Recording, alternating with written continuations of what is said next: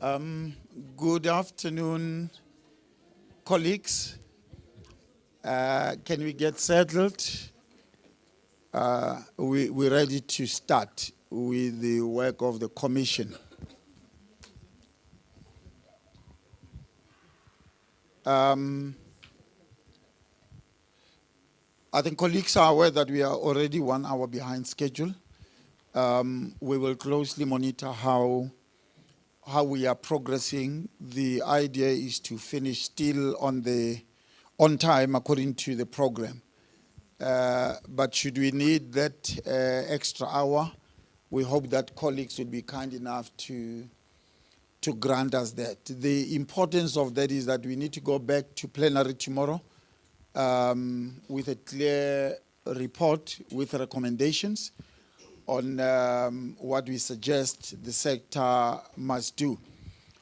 I'm Siliki Tlhabane from the Department of Basic Education.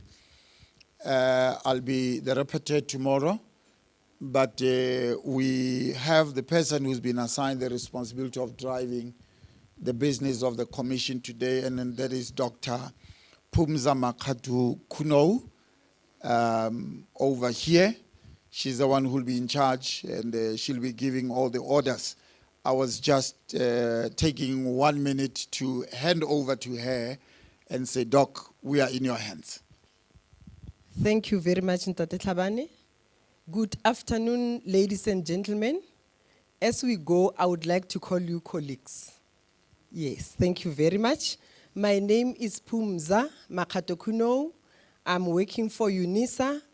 I'm the head for Center for Professional Development, responsible for the training for all the lecturers at UNISA on the learning management system and all the technological systems and devices. Yes, everything technology training. I am responsible for that at the University of South Africa. Thank you. Colleagues, it's a pleasure for me, Ntate Tlhabane, to be here because, again, I have worked for quite some time for the Northwest Department of Education as a computer applications technology subject advisor, worked for Gauteng Department of Education as the DCES e-learning and CES e-learning and curriculum support before I joined UNISA, the IT department and the training. We are now on item number 1, welcome and opening remarks. I would like to open with the quote that says, the biggest part of our digital transformation is changing the way we think. That's a quote by Simeon Bupa.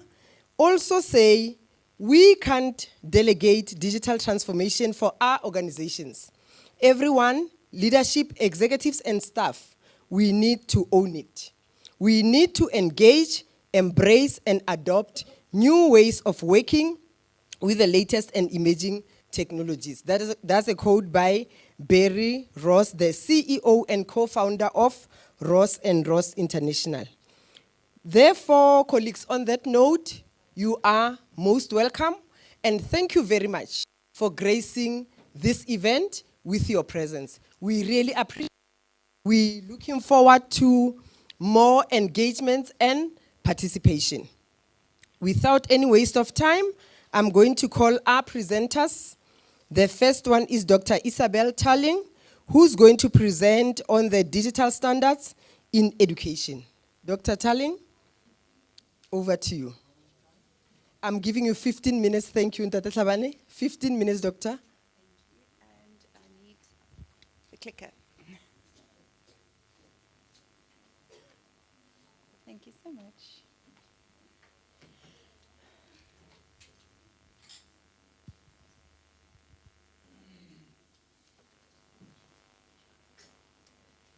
Good afternoon, colleagues.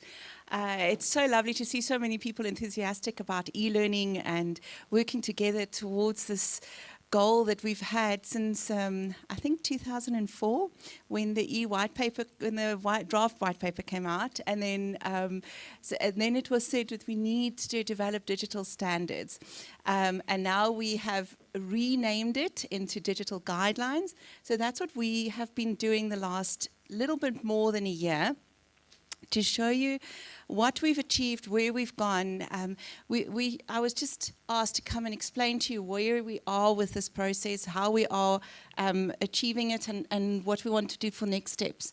So let's see if this can work. The forward button is not playing. The backward button is not playing. I can cross the midline though.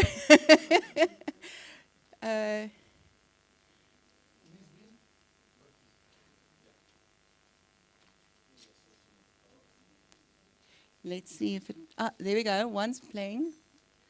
I don't think these buttons are playing, so if I can just ask you to go forward and backwards. So if you can go back one, two. There we go, this one, no, okay, forward one. There we go, stop. Okay, so what our goal was to develop digital guidelines. And if you think of the immense diversity in South Africa, this is just one little small photo of different schools that we had to think about. And to think about having digital guidelines or standards at the time, having them for children from your ex-Model C schools and private schools, right through to children in this top right corner is a little farm school. When I visited it, I could put my arm through the wall. The cracks were that big. And they have a fantastic computer center at this farm school. To have schools that are in inner city, Cape Town, in really, really disadvantaged areas. And then looking, if you see this gentleman on the spade, we also had to think of other actors in the whole process, because when I spoke to the gentleman with the spade, he was a proud father of the farm school. And in the afternoons and on weekends, the teacher who was working in the computer lab, the parents would work in the school doing all sorts of things, and then in return they would go in the computer lab, and then they would get lessons and extra development in the computer lab. And the school had set this up, and it was working really beautifully. So when we set up what we were doing for the digital guidelines, we really had to think of not just if we want digital guidelines for schools, but for who. And you remember one of our speakers this morning continually said, for who? So if you can go, is this thing working again? No. Okay, so what we did was we started here. The British Council and the FCDO funded the process, and the first thing that I had to do was to do an extensive literature review on all the existing documents that we have, all the existing documents that have been published on e-learning, but also around the world that has been, the standards that are there, guidelines on standards that have been developed, and etc. So the literature review was quite extensive to get in all these areas, and we created from that input document, and it came forth that we wanted to have at least 6 groups that we addressed. So we wanted to address learners, of course, teachers, and then we spoke about school leaders, parents and communities. And at the time we were saying, but there are all these extra actors, NGOs, so we just called them globally NGOs, that were extra groups of people that are working in schools. And then our 6th group was standards for schools, so that we could have an overview of standards, not just for one group or dictatorial standards, but more guidelines of where we want to go. Can I go one slide forward, please? Thank you. So what we then did was we got together for 2 roundtables, in-person roundtable sessions, and we really wanted to develop standards that are grassroots-led, that are developed from the people who are going to use them. So we invited principals and teachers and NGOs and everybody we could think of. Academics, the DBE helped us to invite as many people from the department, different provinces as possible. Principals from the Eastern Cape would fly into these wonderful sessions, and we'd have these sessions where everybody was working together to co-create and brainstorm how we're going to create these standards.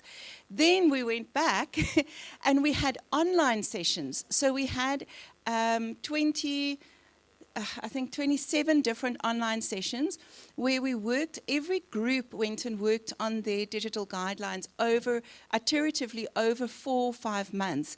And so the parent group would take their standards and then they would develop their standards and then come back the next week, look at what we've done, how we've refined it, develop it more.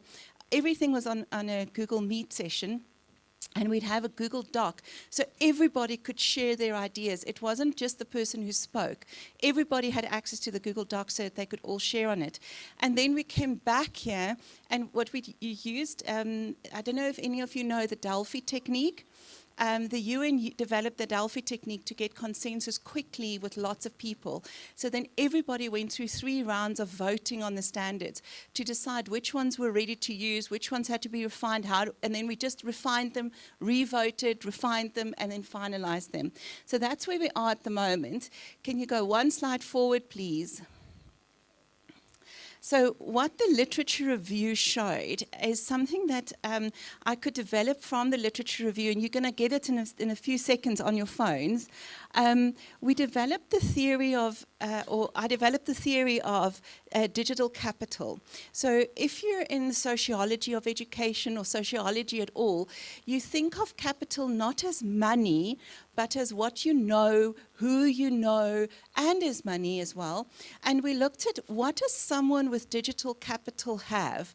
So if you look at the bottom, we said that they have certain digital competencies, and the competencies are all part of the same person. That's why we used a circular map.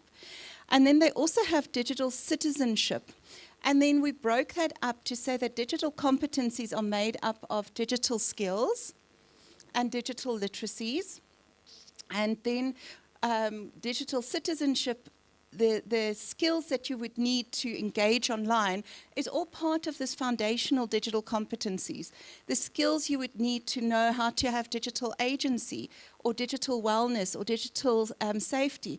They're all skills that come down to the foundation of your digital competencies. And then the digital citizenship is at the top. It just encompasses the whole person. One of the things that we added was digital agency, and part of digital agency, we call it efficacy, where it's a belief that you can actually contribute, you can make a difference, you can change something. And remember there was that person who said this morning, I have not, so I will not, or I cannot. And agency goes against that and says, even if you don't have, what can you do with what you have?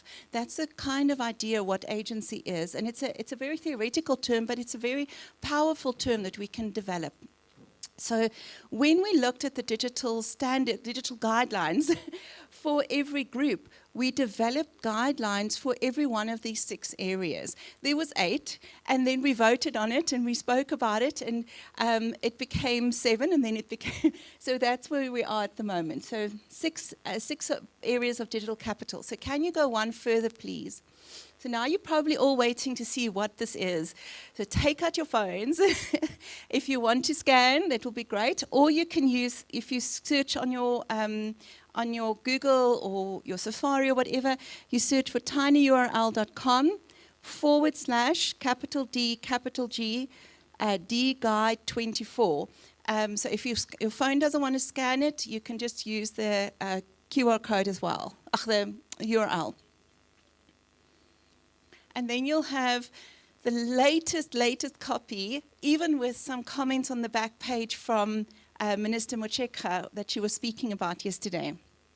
So everything that people have been speaking about at this Lekgotla has been so amazingly drawn in together into this document. Like Minister Mocheka was saying yesterday about us being a village and raising our children and being part of this village that is called education. And that's exactly what we wanted these guidelines to be. It's for the village, by everybody in the village. And we had so many people contribute towards this. So I'll put this link on the slides as you go. But I wanted to give you an overview of what the 6 groups of guidelines were for the different stakeholders. I don't see anyone else scanning. So, okay, can you go one slide forward, please? So you'll see, eventually we decided, the NGO group decided they actually fit in more with the institutions group, so they could go and contribute there. So we ended up with 5 main groups that we developed guidelines for learners, educators, school leaders, parents and caregivers, and communities, and institutions and infrastructures. Because the feeling in the group was that as parents, you want to have guidelines. You want to have someone that says to you, this is how you could do it. This is an idea of how it could be, not a prescription. So we never wanted to have a stick to hit anyone. We wanted to put the sticks together and make it into a ladder so that we can climb higher. So can you go forward one, please? So this is a summary of the digital guidelines that if you look in the book on your phone, you'll see that they're set out, all the learners are together, all the parents, all their guidelines are together. So, but what I wanted to do is to give you a quick overview of the guidelines and where they are. So you'll see for the learners, if you go and look in the book, for all the groups we looked at for skills as if you can imagine your basic skills of using a device, skills of typing, those kind of skills were discussed quite a lot. And then we refined them to where they are now. They were much, much, much longer. So, and you'll see there's only a few bullet points for everyone. For all the groups we looked at, having digital skills to use devices, to use hardware, software, to know the skills to learn with devices, because we know that we want to create a culture of lifelong learning. 5 minutes. Oh, okay, I'm going to hurry up. Okay, so these are the skills there in your book. Can you go one slide further quickly? So you'll see the summary of it is skills to use devices, skills to learn with devices, to mentor and support each other, because like Minister Mochecha said, we're in a village, so everybody can help somebody else. And then for leaders, we looked at how to develop the skills to lead development in the organization. So next one, please. Then we looked at digital literacies. Can you go just one further, please? So with digital literacies, you'll see that the main focus, and this is just a summary, the document you have on your phone has got all of it in. We looked at for all the groups to develop information literacy. So how do I search for, how do I evaluate information? How do I look at the information and say this is authentic, this isn't, that kind of question? How do I use the information? And how do I become part of the process to create and participate in the creation of information? Then we looked at data literacy, again for all the groups, all 4 groups. We looked at critical engagement, and there the question was very much, we kept on getting our heads bumped against AI. And then we kept on saying, but AI is just one. There's going to be something else in 10 years' time. And then we're going to go, oh, there's another one. So our wording changed from looking at AI as looking at it, but saying it's an emerging technology. So we used that idea of this is an emerging technology. How do we critically engage with this emerging technology? And very importantly, ask questions about exactly what the UN was saying around, is this really tech that wants to improve what we do in our schools, or is it just a lovely little shiny thing that we can put in a school to make people happy? So that was the critical engagement, and to teach everybody to ask those kind of questions. And then we also added in digital literacies, digital pedagogies, to think around what are the pedagogies that a teacher will need to support digital learning. What are the pedagogies that a leader in the school will want to develop as part of the school's journey in the teachers? Can you go 2 slides on? There we go, digital safety. So we looked at digital safety as well, and we looked at if we want guidelines for parents, for teachers, for leaders and children around how to protect data, how to protect others people's data and privacy, how to keep devices safe, physically safe, how to look after devices in a safe way, how to curate your digital footprint and how to look after your digital footprint going forward. And then also to stay aware of cyber dangers and new dangers that come up all along. This is, again, just a summary. And can you go forward, please? And next one. Yeah, there we go. And it was so wonderful to hear the first speaker this morning talk about a values-based approach, because that's exactly what everybody felt when we created these standards. When we spoke around digital engagement, we really wanted to grapple with, we don't want engagement that is driven by right and wrong, or because your right and my right might not be the same. So we had those kind of conversations and wanting an ethics-based around digital engagement, and saying, when I'm talking to you in person and I talk to you online, how am I bringing the values that I learned from my teachers, from my school, from my parents, from my community into that conversation? So that's why we started with a values-based approach. We also looked at, for all 4 groups, negative online behavior. And we didn't just look at cyberbullying, but that was a big area of it. Spreading rumors, teasing, harassment online. And we looked at how to identify that, how to deal with it, having a first aid kit when it's happened, etc. We looked at collaborative online learning and collaborating online with other groups and interest groups and contributing to that. And then we looked at the legal requirements, so how every group in the education environment can talk around things like, what is the POPI Act? But the POPI Act isn't the only act. What other acts, what other laws need to protect and guide what we do online and digitally? So please go forward. And then we went to digital wellness, and we very much wanted to bring this in because we didn't want to, we're looking at the whole person, the whole teacher, the whole learner, the whole leader, and not saying that any other part is more important than the next, and saying that when we look at digital wellness, we want to promote positive online behavior that builds up. And very often, you heard this morning with AI, discrimination and negative behavior creeps into the system where AI isn't always what we want it to be with that. And how do we address those? How do we identify it first of all and then address it? How to make healthy choices.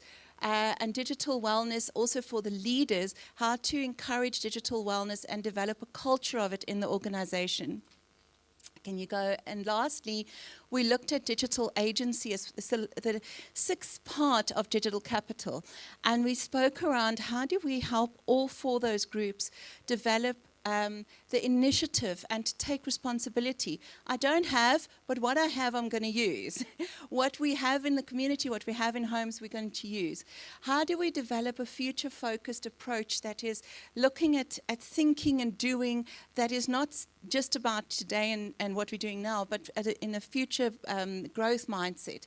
We looked around digital cultures and how to set up and encourage and nurture digital culture, and also how to collaborate with others in a sense of taking ownership of saying, I'm a principal, let me find other principals who are also part of this process. And one forward, please. And then for the standards for institutions and infrastructures, we took the idea of a journey, a digital learning journey, and emphasized the whole time with institutions, it's never about you competing against another institution, but it's about you saying in your institution, over the next 20 years, this is what I want to achieve with my digital journey in my school.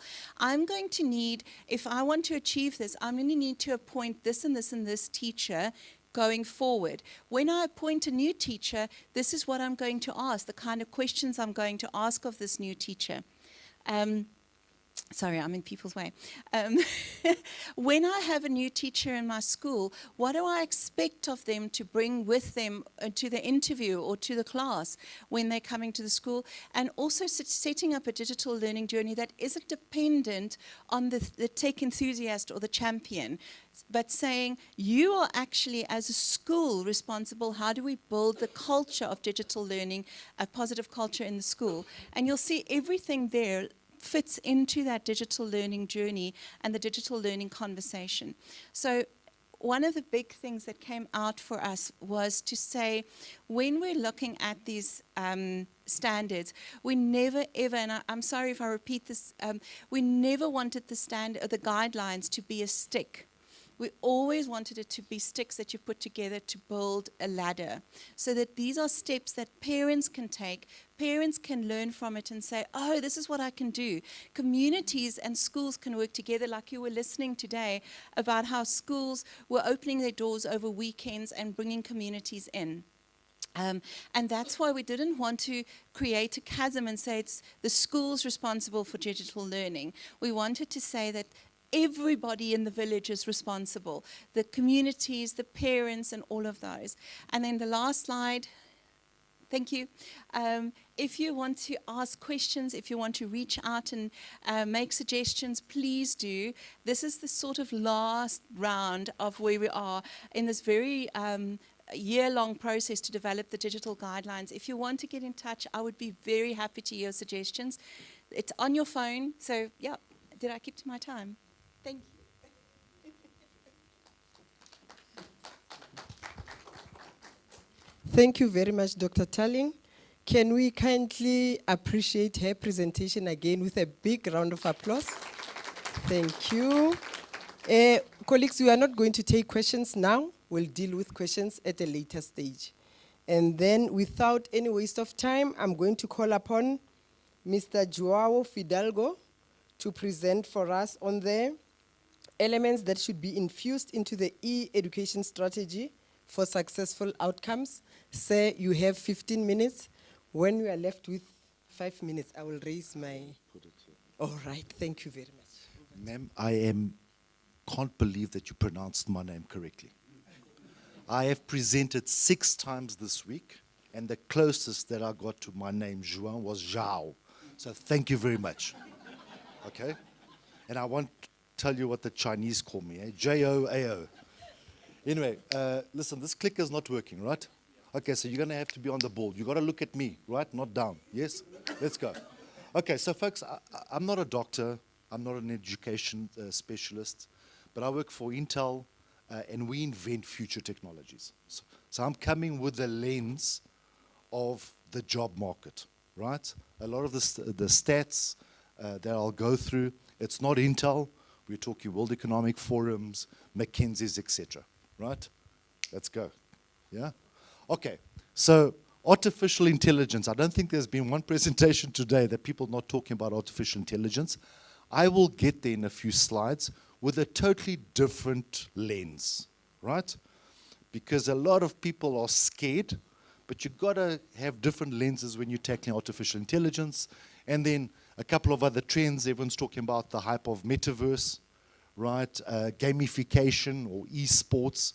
In the US today, you get bursaries if you're an esports player, like you get if you're a football player, right? So these are just global standards or global trends that we are seeing. My man, you got to be with me, not the guy next to you. Next one. Okay, let's go. Let's go. One more. Whoa, this thing working without a clicker. Again, it builds up 2 times. Okay, perfect. So when we look at World Economic Forum data, right, the reality is, like it or not, there are jobs and there are skills that are going to diminish, right? We look at the electrical car. If today in South Africa we had to swap over from fuel cars to electrical cars, would we need the petrol attendant? No, but we'd need a hell of a lot more electricians. Yes? Okay.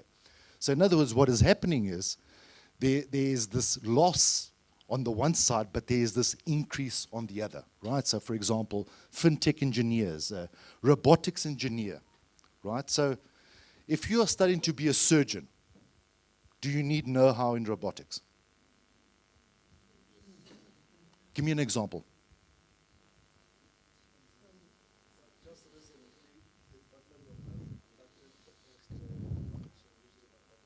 The Da Vinci. Okay, so just recently, it actually happened. It's a personal friend of mine. He was diagnosed with cancer. And for them to move the cancer here, they would have to take the bladder. He went to India. I'm not taking anything away from the South African surgeons. And they removed a clean cut without removing the bladder. And the only reason for that, you still need the surgeon, but the only reason is that the robot doesn't sweat. It doesn't shake. It actually does exactly what is being told. So the skill set, right, or the skills that are required, even in current jobs today, are actually changing, right? You have analytical thinking, when you look at empathy and active listening, quality control. So hence, the reality is with all this change, the curriculums in countries can't just change as quickly as it goes. And we have the gentleman here from, which is a great example. As Intel, we always use your case. You know, we work very closely together globally, right? It just doesn't move as quickly. Okay? By the way, I don't have a lot of time, so I'm going quick, okay? Okay, so now let's look at Intel digital readiness programs, and then I'll deep dive into the skills for innovation. But I just want to give you a different lens when we talk about AI, right? So let me tell you about AI from an industry perspective, okay? There are 5 technologies in the world that are going to be driving most of jobs in the future. 5G, cloud, AI, IoT or edge computing, and sensing. Today, who used Google Maps or Maps to come here? Okay, great. You know what you used? 5G or 4G, you used cloud, you used AI, and you used sensing. Okay? So it's not coming, we are in it, right?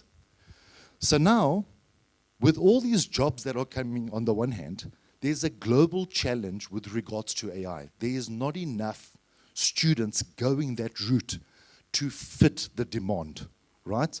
So when you look at higher education, and earlier on the ministers of higher education talking about, and you sit down with the minister and you say, out of the 1.2 million students that we have in the higher education system, how many are going to get a job?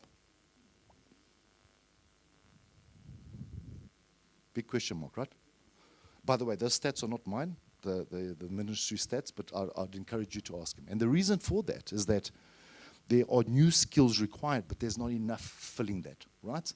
So, for example, when you look at higher education at university level, fantastic AI courses. The challenge is there's not enough students going there. So we did a global study in one of the mature markets. And in actual fact, I thought I could not call out the country, but the other day it was on our website, and it was the UK. As a percentage of the population, what percentage do you think actually knows what the acronym AI means? What do you think? How much? 36. Not that bad. Come on, man. This is the UK, right?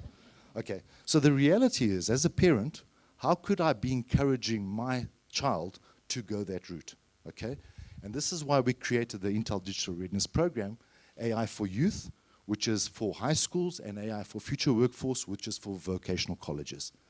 The beauty about these 2 programs, this is a whole presentation on its own, is that it's project-based. Students create an algorithm. So early on, we were talking about we need to understand how the tech works.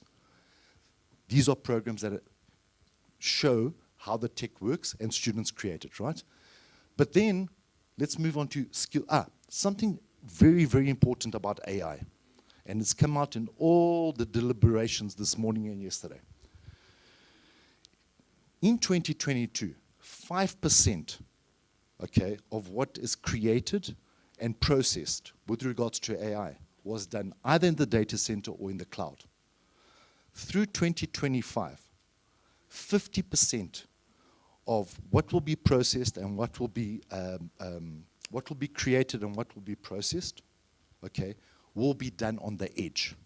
So you are not going to the cloud. So when we're talking about that personalization, right, the AI PC has just been launched. What does that mean? is that that AI capability is on your personal device. It's not out there in the cloud, right? And that's where that assistant comes in, okay? But let's move on to skills for innovation. Jesus, I'm running late. No, don't go backwards. Go forwards, man. Go forwards. Okay, now I'm going backwards. Too many presentations in 1 week. So in a nutshell, skills for innovation is, and I've got a son that he's just done a project in grade 6, and one of the lesson plans in English is to go home and create the advert. Okay? By the way, I know he's small. I look older than what I actually am. I did not start late, right? I'm in time, right? So he goes home, creates the project on a cardboard, collage, storyline, back to the class, right? Now, what Skills for Innovation is in a nutshell is that the skill set that he's just done in creating that advert in cardboard has got zero relevance to today's world.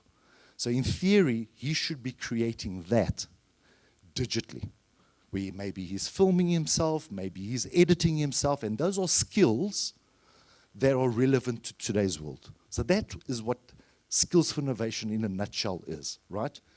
But it's not for just language, and it's not just for STEM.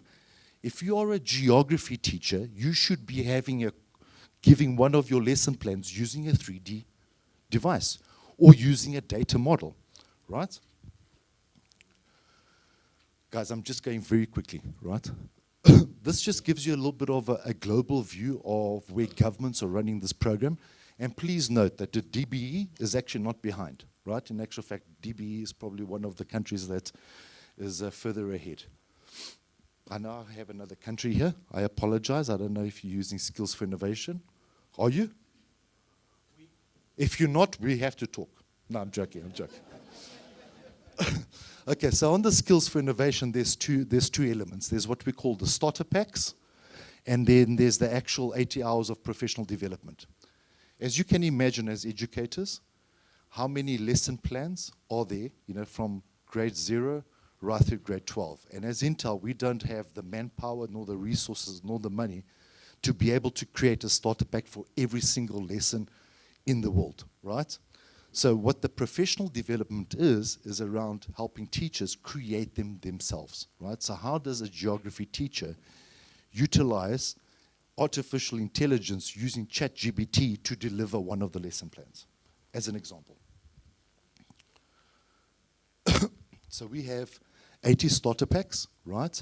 And once again, this is really critical. So for example, actually one of the new starter packs is with this whole ChatGPT is, hold on a second, this is not scary. How can we utilize it if I'm a Zulu teacher, English teacher, geography teacher, biology teacher, right? If you look at the packs, by the way, I'm going very quickly, okay? If you look at the packs, right, it's really around not leaving anyone behind. Those skill sets that a geography teacher gives, as opposed to the maths teacher, should be basically streamlined. It's the skill set, right? It's not the actual subject. So in South Africa, and I heard it earlier on, there's this platform for this, there's this platform for that, and then there's this other platform for this, and everybody's working on these new platforms. With that said, we have an LMS that we make available for the whole of South Africa, right? DBE is not staying behind. In actual fact, we have organizations that have already, Emma, I'm not calling you out, have started actually training teachers on this program. So when you go onto skillsforinnovation.intel.com, which is one word, and who's got their PC on? Are you paying attention to me? Maybe you should go. See if it works. Right now, I'm just kidding. And you go onto the site, it asks you to register. When you register, it asks you for a verification code, right? The verification code for South Africa is DBE SFI. Okay? One word. Say certification is already done in certain components and there's work in progress in other components. How am I doing with time? I've got 3 minutes. Oh, wow. Okay. I'm just kidding. So just to quickly in a nutshell, right? Coming from a technology company, the skill sets that come into the job market are critical. And it's important that we don't stay behind, right? Because it's really changing. Technology and the job market and the new job market is not going to wait for countries. It's moving. And countries have to adapt as quickly as possible. And that's it there. How's that? I gave you 2 minutes back. Yeah? No, I'm done. I am done.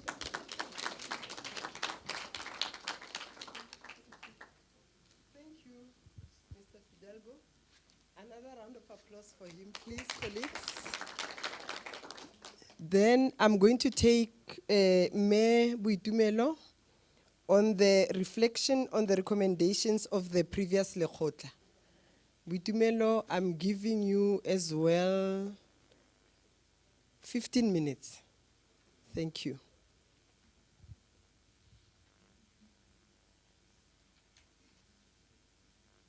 I didn't want to be unfair to her to say 10 minutes.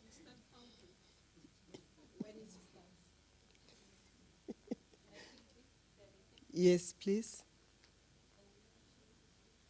In the meantime, we are waiting, colleagues. Let us think deeper on our e-education and transformation. How are we transforming? Are we taking ownership, all of us at all levels? Or are we looking at it at a certain level's responsibility?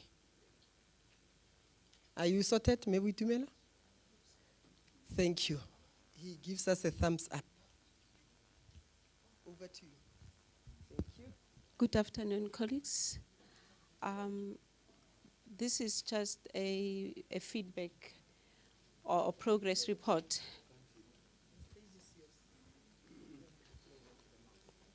Okay, this is just a progress report on the resolutions of the 2023 Lekgotla.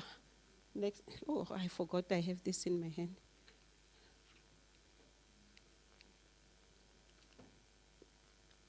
Okay, we had key interventions. We had resolutions that needed to be undertaken then or implemented. Then we have the progress report. It looks so packed, so I will just go as fast as I can. I'll just run over. The first intervention, key intervention, was on policies.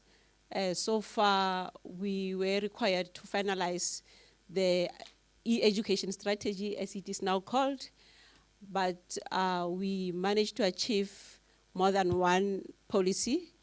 What we can say so far is that the strategy is under review. By under review is that consultations are taking place and the management plan is in place, and it will be shared with those parties pretty soon. The digital standards that Dr. Tale touched on are in place. She just took us through. We also managed to develop what we call, or draft, the online school framework. We know that during COVID, a number of online schools mushroomed and are operating unregulated. Then to regulate that space, the framework was developed. A call for inputs was sent to the public, but we are still there. It is still under development. The consultations are underway, but all that we can say is that the process is at an advanced stage. We also looked at devices. The resolution was that we should create that enabling environment through an update of the education domain. What we can say is that version 1.1, as it is appearing there, which is the list of specifications, has been approved through the GTalk processes or channels, and those are the websites through which you can access this. You'll see that the specifications are listed there, but what is the challenge there? We are having limited utilization of the domain by provinces. Remember, the DBE will put systems in place, but implementation is taking place in provinces. So the presentation will be shared after this with everybody. It's accessible. It will be, the link will be shared where to access this. So if you want to learn more about the domain, you will, that is through those links, you'll gain access to that.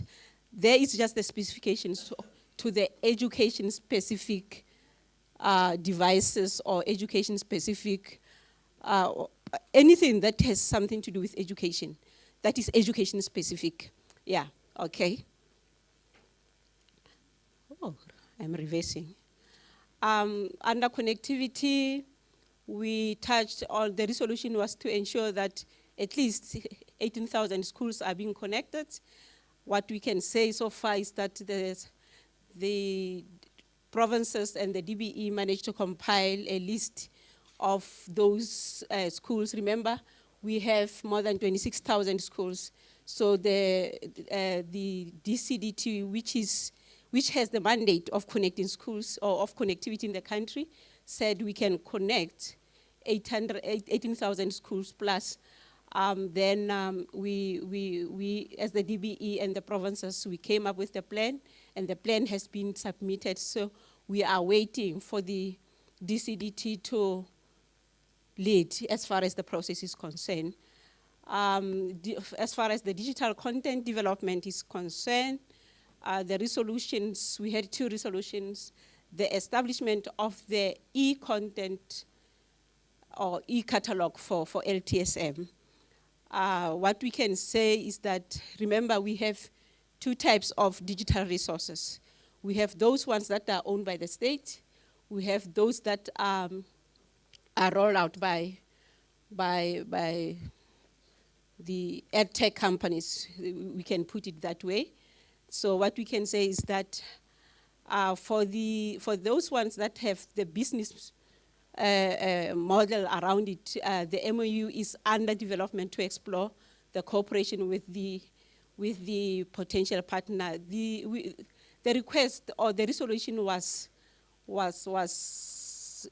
the response to the demands that are made by a number of institutions that want, instead of having hard copies, they want to take the route of having the digital or the soft copies.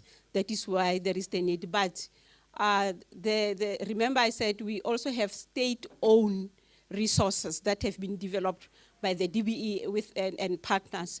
So we can say that the catalog on the state textbook is in place and is accessible on the DBE platforms. Then we believe that by the time this presentation is released, we'll try to update it to share the link of accessing that e-catalog.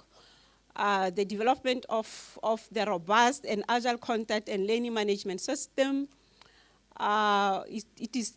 we have that challenge of ensuring that we can access the resources anywhere, anytime.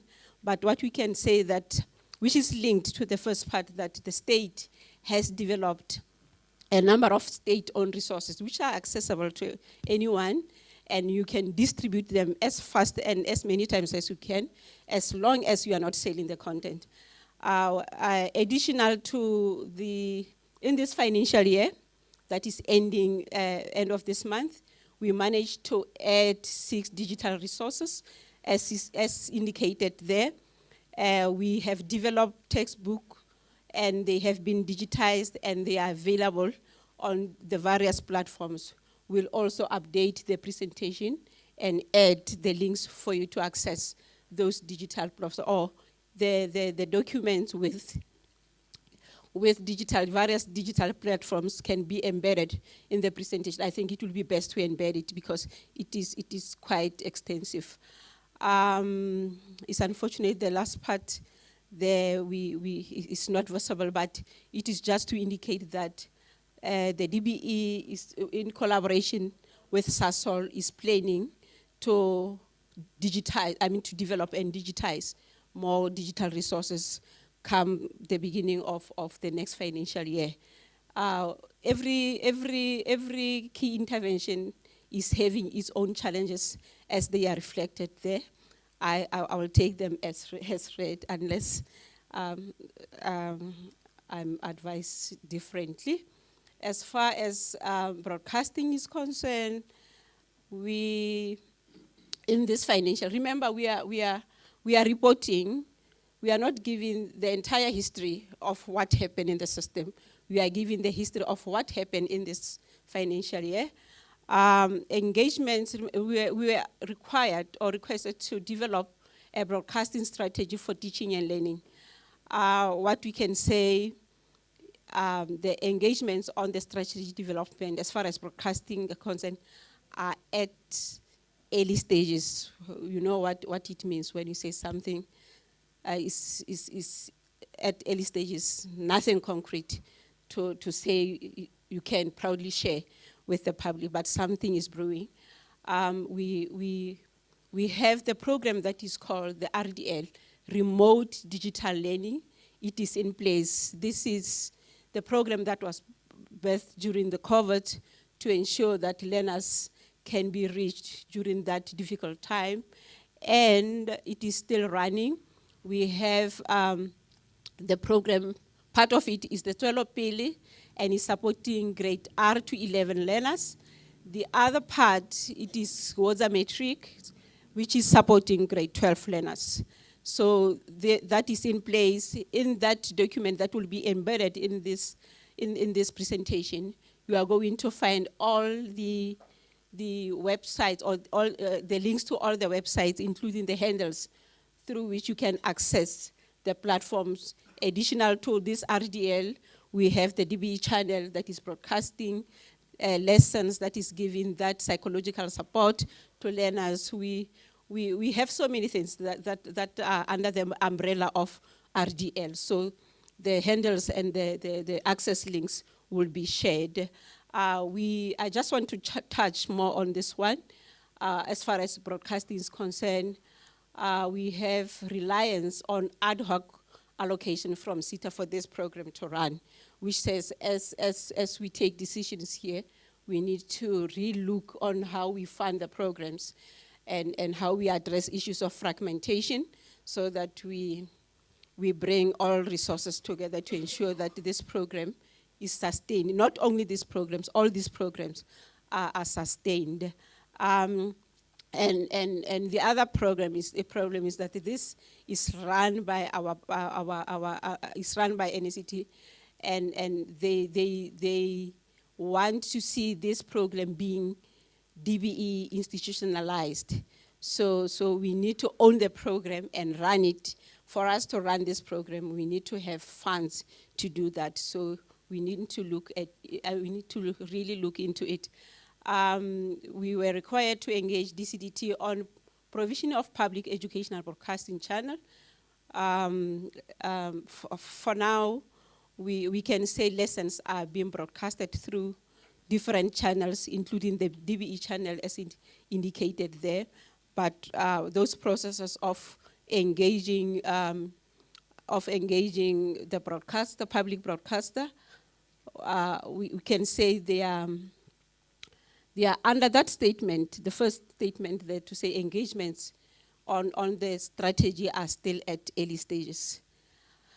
Teacher development, a number of teachers have been trained. I mean, we are required to train teachers on how to create interactive learning content through the use of learning management system. Then progress is there. Provincial and district officials have been created, a number of them. Stats will be shared on the annual ICT sector report. We have the responsibility as a sector to coordinate all the activities that are taking place in the rollout of ICT programs in the sector. So the actual figures are captured in that annual ICT sector report, which will be available at the end of the financial year.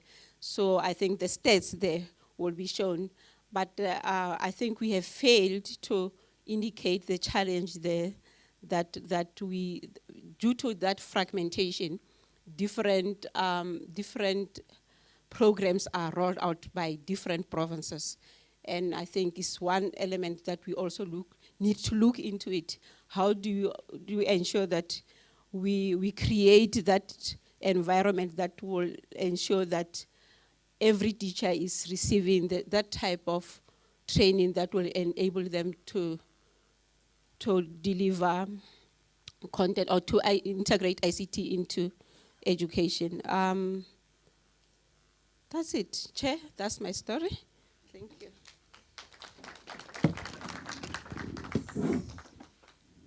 Thank you very much, colleagues, for the round of applause.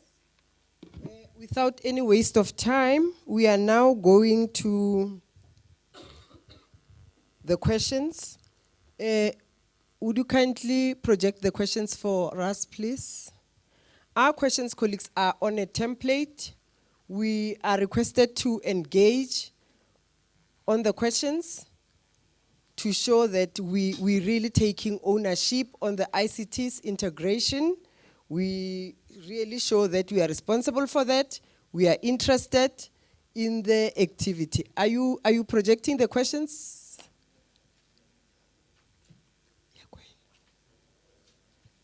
So, colleagues, I'm going to request that we work in this manner. We have 8 questions, and we have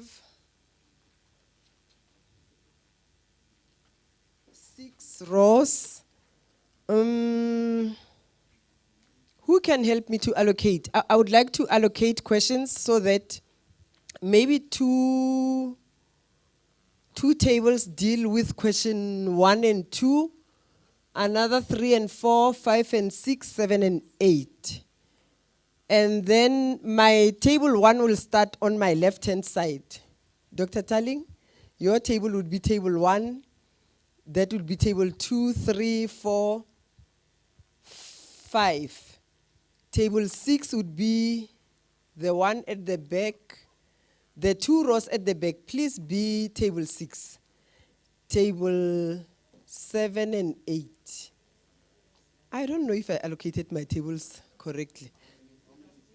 8, the ones projected on the screen. I was thinking like that. Yeah. Huh? Yes.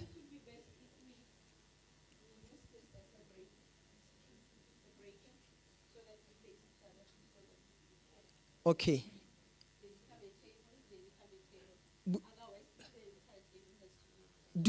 Do that with well. Divide the tables, and then we allocate questions.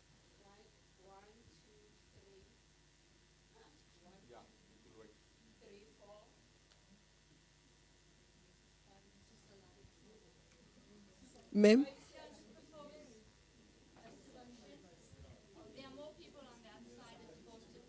Yes. And if you could just group people, if you've got 8, just to get a sense of how many of us are here, divide by 8 and then accordingly these first 6 or 8 will deal with 1 and 2 and so forth. Yeah. Sir, please project again.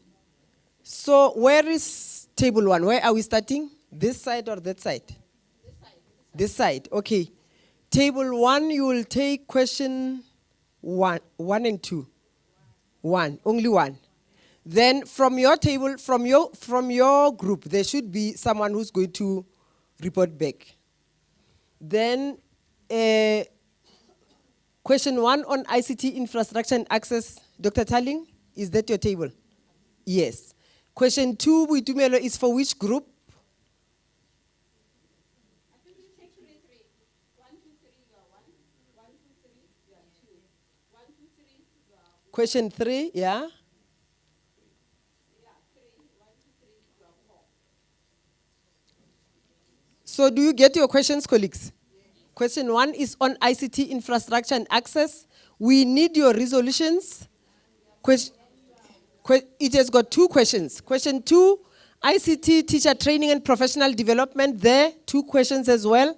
Curriculum integration. Which group is taking curriculum integration? Group 3. Where is group 3? Doc, is it your group? Group 3? You are group 1. Group 3. Group 3, and then your question is curriculum integration. Group 4, your question is content development. Group 4 starts with who? Terence, where are you? Okay.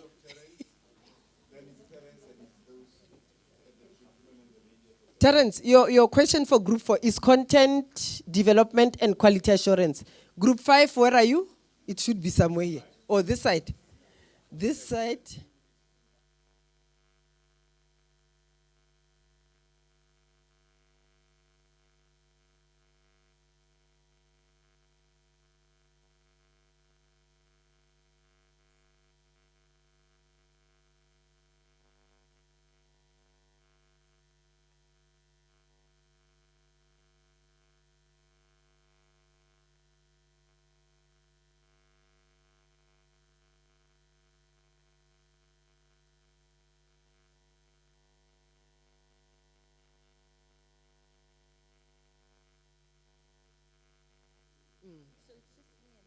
So it doesn't make sense. But they might assist with ideas, They, not so. they just said they will listen. Oh. So if you divided the people, they will engage, but they're Yeah. not reporting. It's going to be Emma speaking all the time. If you have people and you sit You're number 8. 5 per group, you do justice to Number it. question 6. Question 7. Question 8. Yeah. So here, your name again is Emma, Hema. Here, Hema, it's only you and. so it's from infrastructure. Oh. Can you see? So I'm going to dominate. I can dominate Hema. This doesn't matter, man. Does it really matter? It doesn't. Hema will dominate this. Yeah. Hema will dominate. Will dominate 7. Let's do this. You just listening, right? Let them combine to be 7.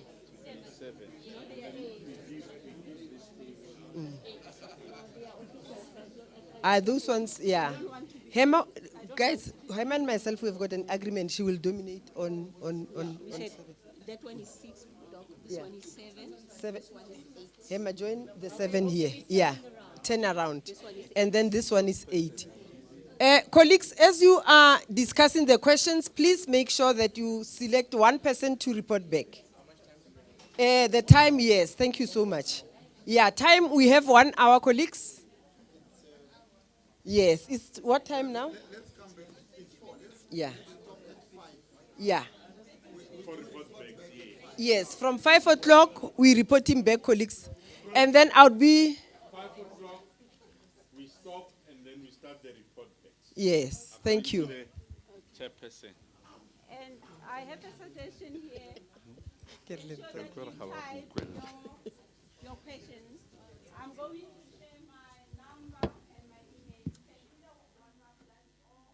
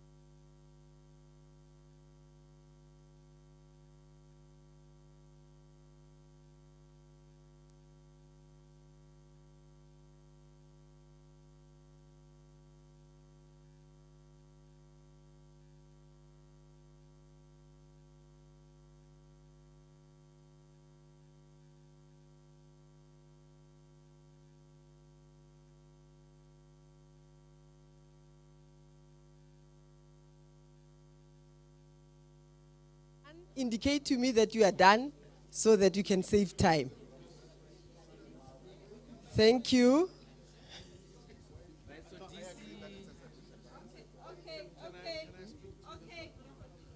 Okay, colleagues. So far, there's nothing under question 1, nothing under question 3, nothing under question 4, number 5, nothing 6. It's only question 2, please. No, it was shared. I collected the email addresses. It's sent to you. It's sent to you. So you type, Gmail, your Gmail. whoever shared his or her Gmail account has received an email from Ranno Simotene. Please open that email, type on that document so that we auto-consolidate this side. We need to expand.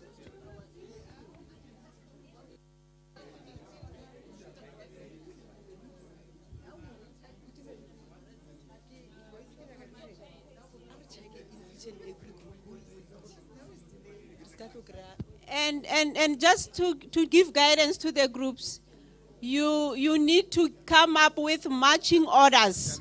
What is that? Attention, please. Attention, please, colleagues. We're under resolutions. You need to give guidance to the sector on what to do, not what has been done. For this year, from April to March next year, what is that the sector has to do? Please, marching orders. Thank you.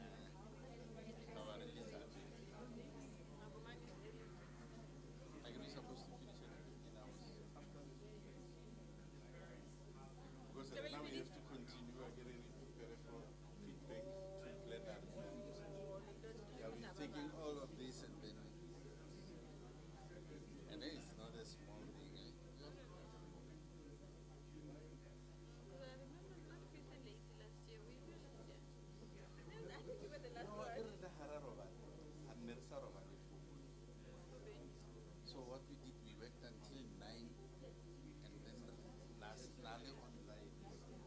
Phone along with me. And then we went home and worked on it until number one. And then what to have my post.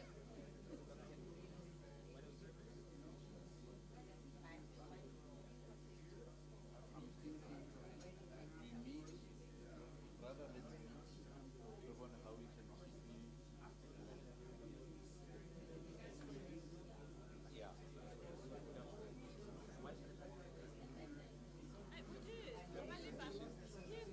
Proremo.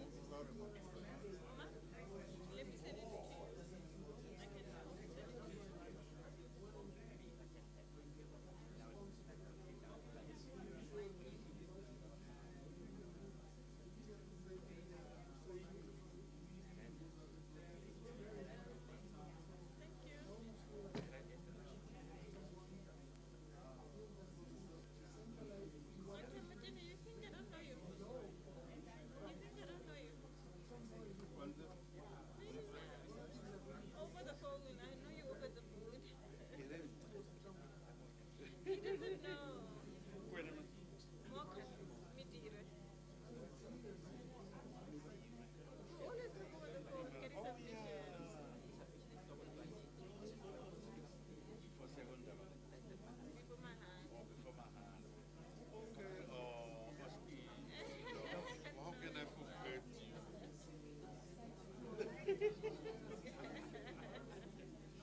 No, I'll be careful. No, it's fine. Actually, like so such a Okay. So mara angeke usokodise kanye documents and if I feel a lot to ponder over. Era ilinda muno on par. That's good. Because the document really produces a lot of value. No, it's true. It's true. What you produce is your signature. It's your unique one. So you need to be careful. Yeah. Tidy, like things along the way. Like, this person wrote with this document.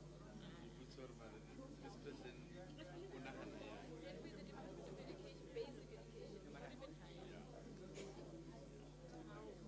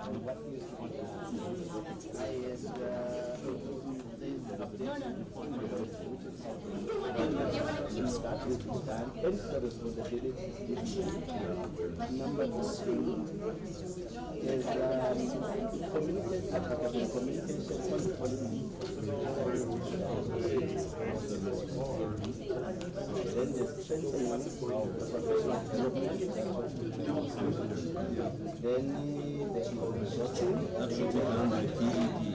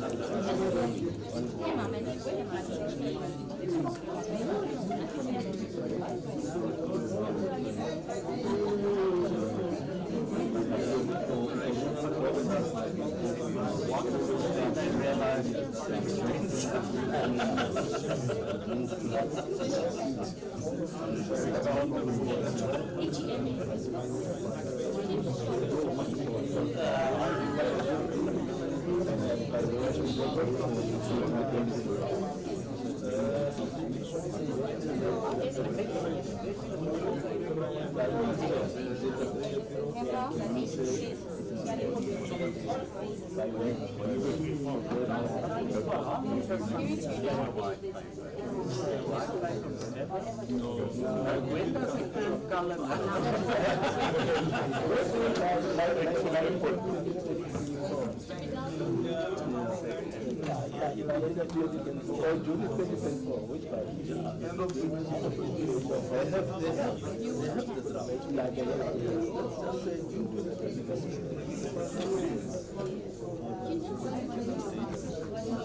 Colleagues, 15 minutes left.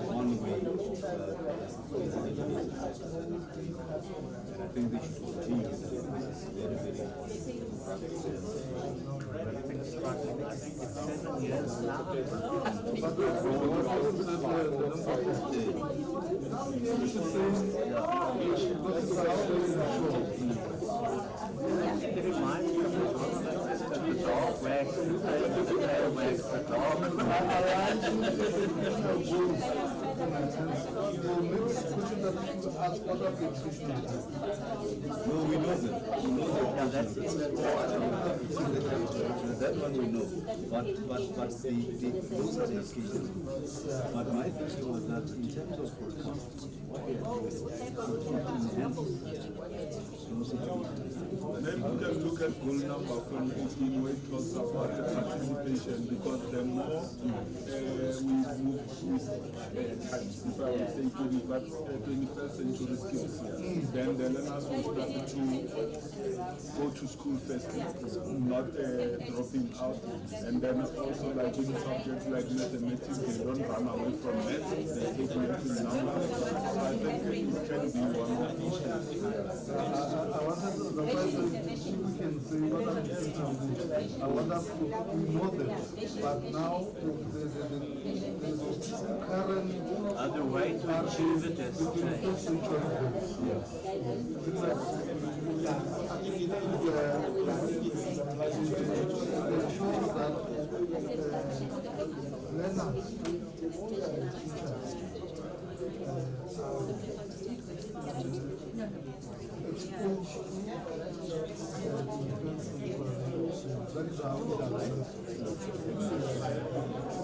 that the 21st century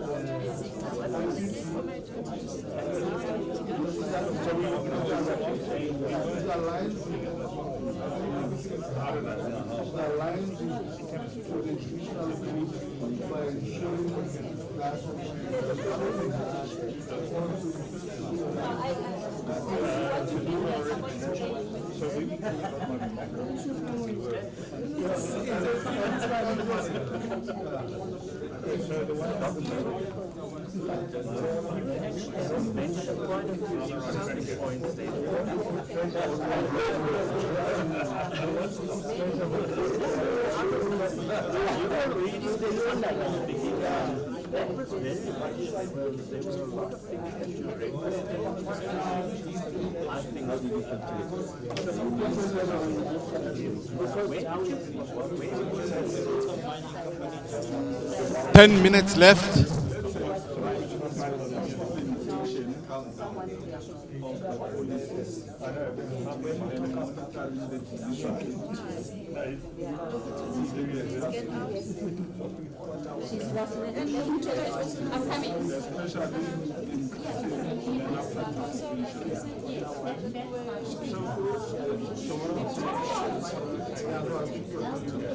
I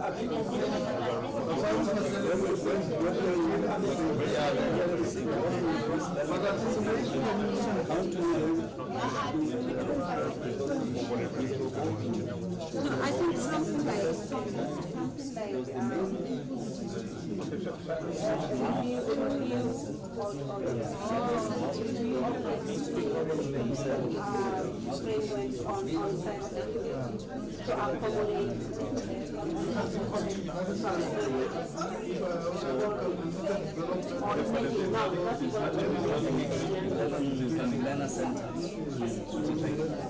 making sure that monitoring, he talked about monitoring, which is very important.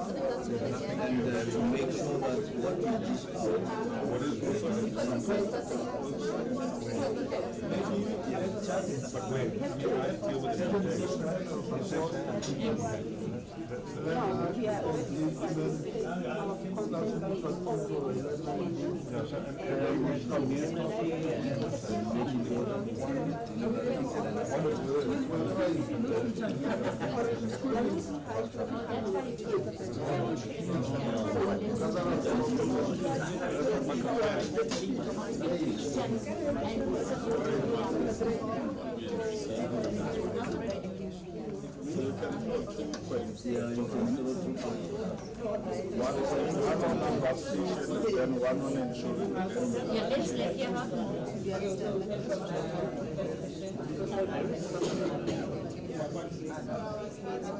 so effectively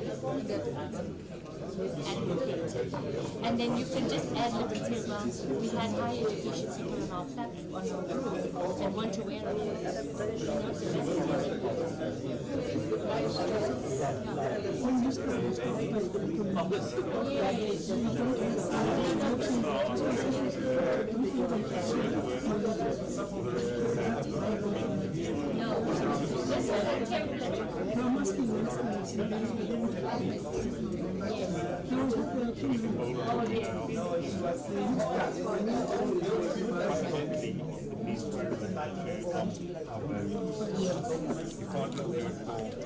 They need to go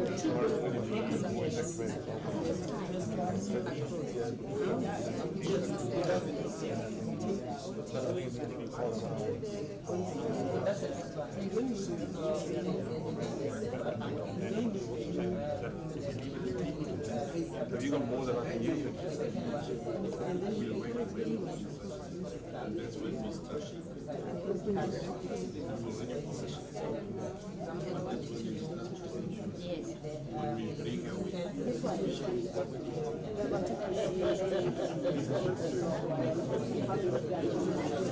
Yes. I got it. It's there. Every grade there. Because, yes, no, just update. Update, just keep updating on all the curriculum. It's there. The NSCs are heavy. So people tend to forget. But if I go through, as you said, it's a job. And when it is, you have to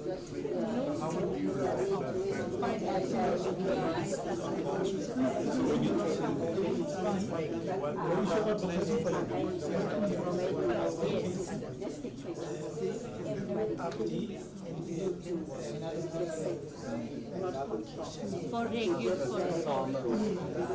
and then on the other side, now it's different by the teacher.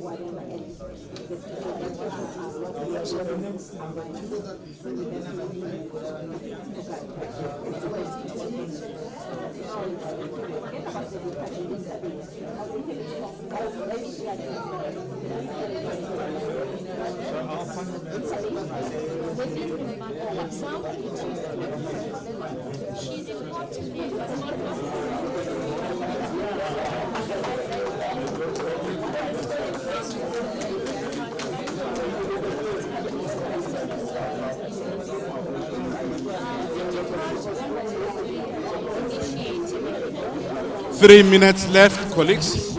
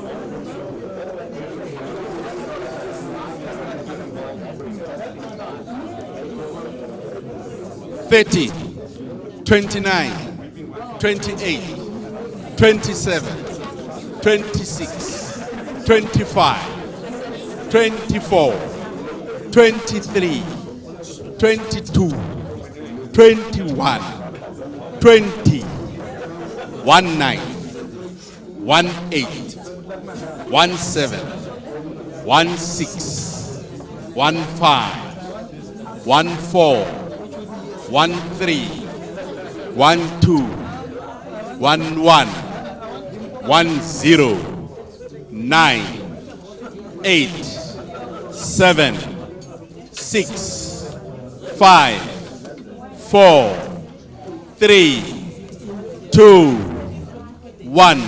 Thank you, ladies and gentlemen, for being such a good group of ICT people. I'm going to hand over to the chairperson of the commission.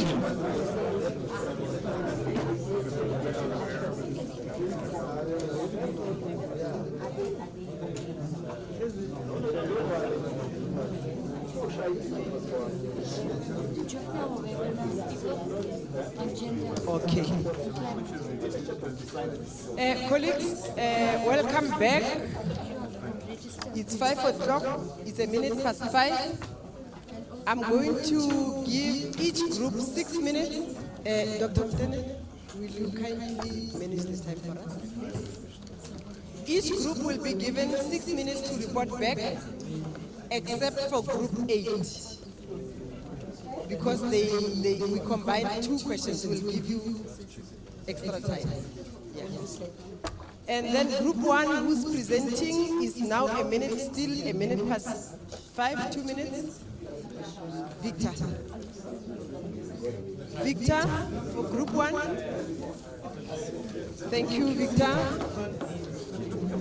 Yes, please. Colleagues, when you are presenting, you are kindly requested to come here to present your group's discussion.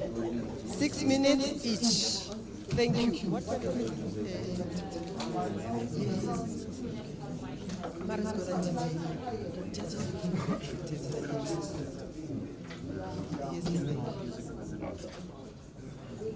Thank you. Over to you. 2 minutes past. Thank you so much, colleagues.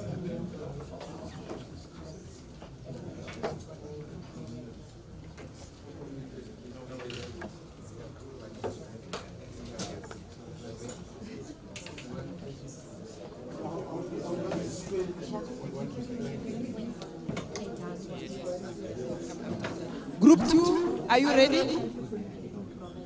Yes, Victor will come after. Who's presenting in group 2? Please come. Okay, all right.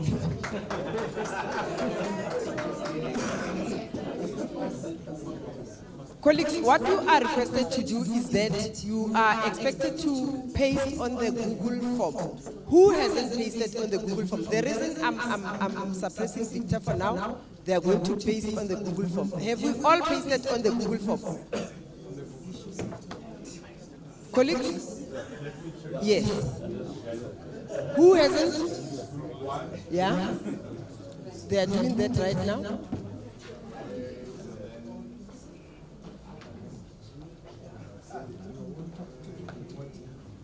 Dr. Motene, whilst you are checking, let me give over to group 2. Only group 1. Are you done? Okay, paste Victor, and then I'm going to give you a chance after group 2. Thank you. Over to you. Thank you. Over to you, Okay, colleagues, the reason why I'm laughing is because we spent so much time looking at what has been done already. And then we're later guided to say, no, we need to say what is it that is what that needs to be done moving forward. So our question was, what initiatives are being implemented to enhance teacher competency in integrating ICT into teaching methodologies? So firstly, we looked at what is done already in terms of the DBE, the department working in partnership with the private sector and working with NPOs to try to upskill teachers in terms of ICT integration. And then in terms of what needs to be done, we say there needs to be more training for teachers, because there is a strategy in place. But in terms of the actual training of teachers, we felt that maybe we can have quarterly workshops where teachers are taught how to integrate technology in their teaching. And we also went further and looked at the issue of the subjects. Like I'm a language teacher. There needs to be the workshops needs to be specific to what I'm doing in the classroom, because if it's generic, say as a language teacher, from that workshop, I should be able to say, okay, how do I integrate my content? How do I integrate digital literacy or technology in the content that I'm teaching as a language teacher? So we had the training of teachers, and also having the content very specific to what the teacher teaches. My document is moving. I see the other groups are busy on the document. Okay, and then there was also a suggestion that in each school there must be an ICT champion. We had the pleasure of having someone from the Eastern Cape Department of Education, where he talks about them already having those ICT champions in the schools. But there was an issue regarding the integration of all the schools having that. So there's a sort of fragmentation in terms of the implementation. But if we used an example of the SATU model, that at a school you'll have a site steward for SATU who will inform members. So if we can prioritize that, having those people at school, and someone knows that if I'm struggling, those will be sort of what we call lead teachers.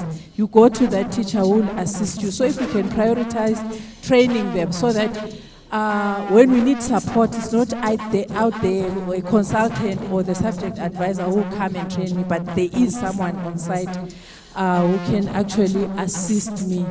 And then we also talked about a standardized approach towards e-learning.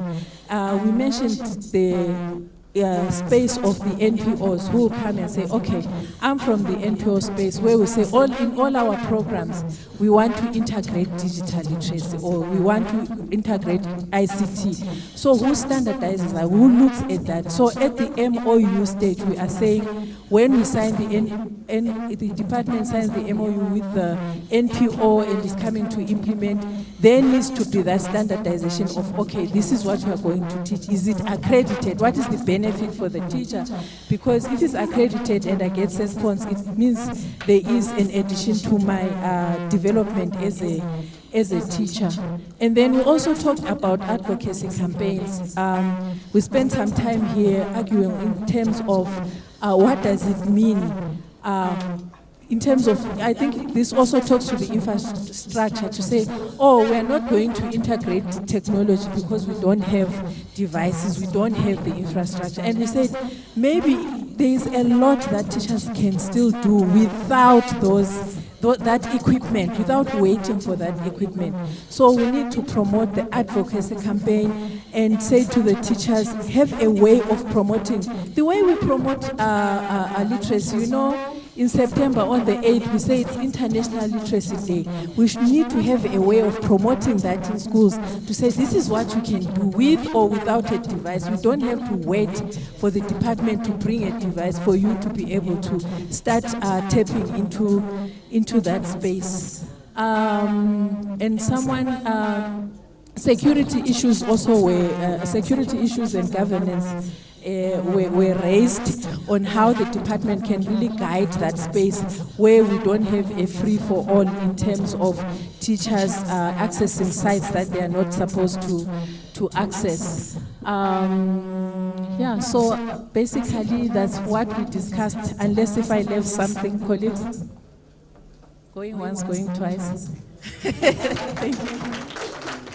Thank you so much, colleagues, even for that round of applause. It's now 9 minutes past 5.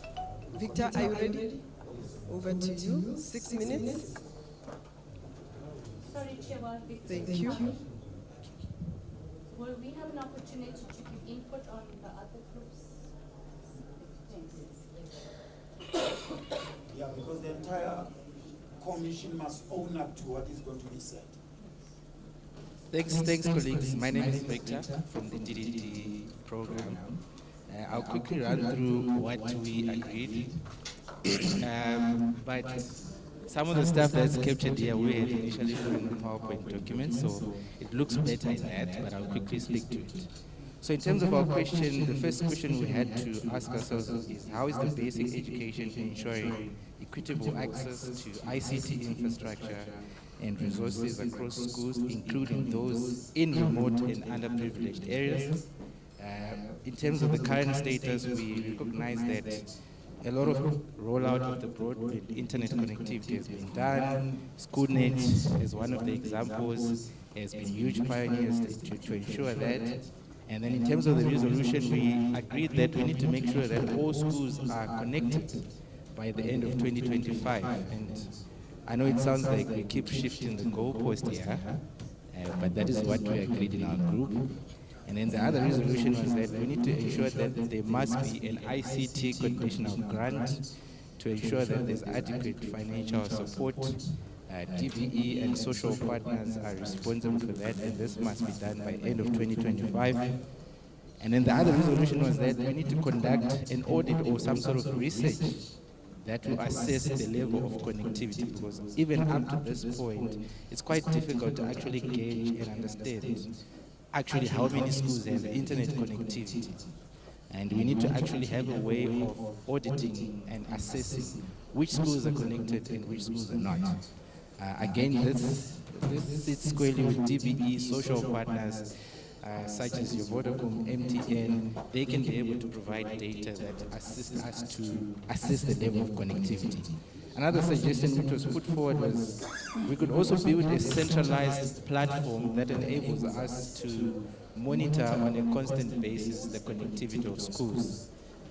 So there was one suggestion that was given where a gentleman said you can have one platform that's able to distribute connectivity to all the schools around the country, and that platform can also be used to check which schools are constantly connected and which schools are not.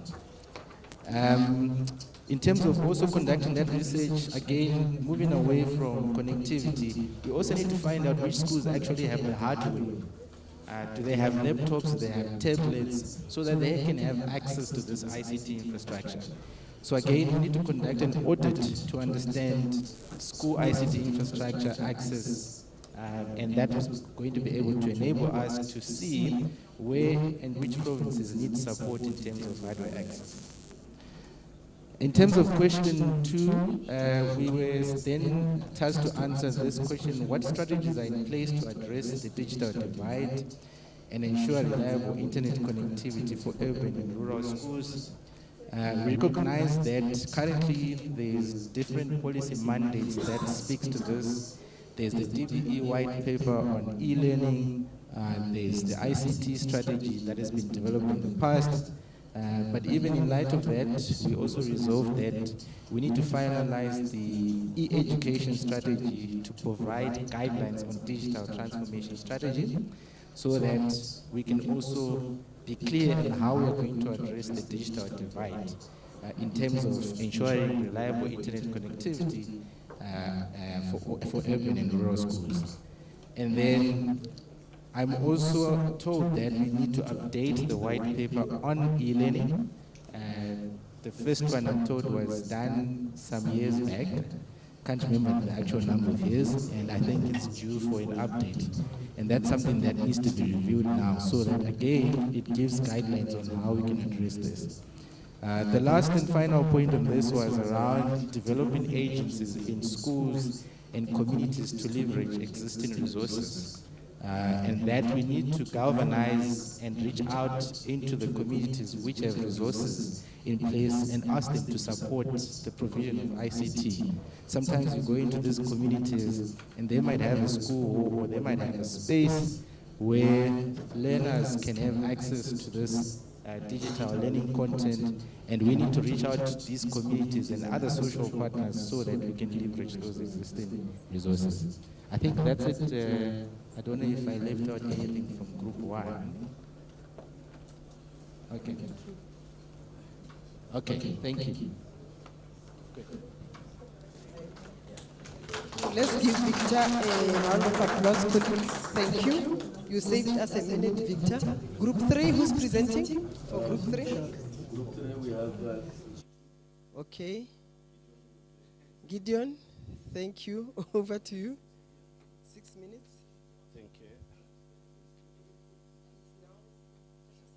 Okay. Afternoon, colleagues. I thought people would bring their laptops and they're projecting. But anyway, I'll read. So our topic was on curriculum integration. And the first part of the topic is, in what ways is the curriculum being adapted to incorporate ICT skills across various subjects and grade levels? So we did spend a lot of time looking at what is being done in the system until the facilitator came to our rescue and said, no, what should be done? So I'm going to touch on some of the things that have already been mentioned by the Group 1 colleague. There's need for updating the policy. In actual fact, when we say the policy, we get corrected now and again by the DBE, that there is no policy. It's a white paper 7 developed in 2004 that has been adapted as policy. So we need that to be updated, and the responsibility is the DBE, and we are giving DBE up to end of June this year to do that. Then the second one will be the strengthening and finalization of the e-education strategy. So there's policy, we go to the next level down, will be the e-education strategy that is in existence, but it has been framed based on the white paper 7 of 2004, then it's outdated as well. Then it needs also to be updated and strengthened and finalized by end of June 2004. Then the other thing, there's need for advocacy and communication at all levels, from DBE, provincial level, district, up to teachers or school level, on the policy itself, like the e-education policy. Then there's need for strengthening professional development of not only teachers, because if you look at the goal of the e-education policy, the white paper 7, it actually cuts across from administration at all level, from PEDs, district level, up to the learners actually. And like what my other colleague said, that was supposed to be achieved by 2013, but here we are. Then that needs to be done. Then the other thing is resourcing, which is procurement of digital devices, just ensuring equity and also taking care of our quintile 1 to 3 schools. Then there's need to identify platforms that will be utilized for teaching and learning, as well as teacher development. Then obviously there's need for monitoring and evaluation. Someone says from M&E, if you can't evaluate what you are doing, it's not worth doing. So there's strong need for a strong monitoring and evaluation framework that needs to be developed, and that's sit again with the DBE. Question 2, it says, how is the basic education sector ensuring ICT integration aligns with educational goals and enhance curriculum? So the first one that we identified is the need to continue with the remote and digital learning offerings that has been established already, which includes, among other things, the TV and radio broadcasting, and that should be on ongoing basis. And the next thing is by implementing policies and monitoring the delivery at classroom level. So under point number 2, there's actually need for the interpretation of the ICT policy at district level and then at classroom level. It's not in our document. Maybe we need to edit. So the other one is making sure that the delivery is learner-centered, not teacher-centered. The chair just told me that I'm left with 30 seconds, so I'm going to just run through it. Then there is need for continuous teacher development that will be centered on the use of devices, number one. Number two, on the integration of these digital devices into teaching and learning. So they also need for support of teachers and training of teachers on the ICT skills and knowledge. Maybe 20 seconds that is left, Chair, maybe we could allow the group members to give their inputs.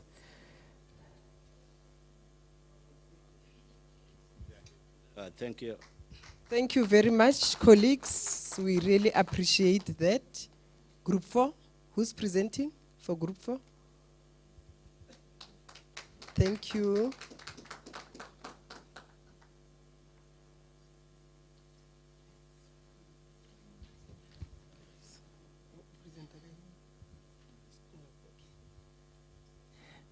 Thank you very much and greetings to everyone. I go by the name of Kagiso Brilliant Ndlovu, and I'm here to present for Group 4 after they ambushed me.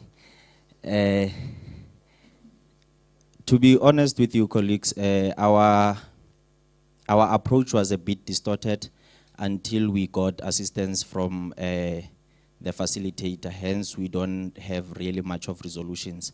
So I will be very quick and short. Our questions, we had two of them. How is the basic education sector supporting the creation of digital content aligned with educational standards? And the second question was, what measures are in place to ensure the quality and relevance of digital educational material used in the classroom? Now, on the first question, as it had already been alluded, that we already have a material that is state-owned on our e-learning platforms. So our resolution on that was to say the DBE must finalize the e-catalog. I think that is in agreement with something that was said by Group 1, to finalize the e-catalog to include interactive LTSM material, as well as textbooks from independent publishers. And then the responsibility will obviously go to DBE and other stakeholders. And the time frame is ongoing. And then with regards to measures that are in place to ensure the quality and relevance, the resolution on that was to control the type of content that is coming into the basic education sector and to ensure that it meets the standard and it's not in anyhow contravening. Can you take it down?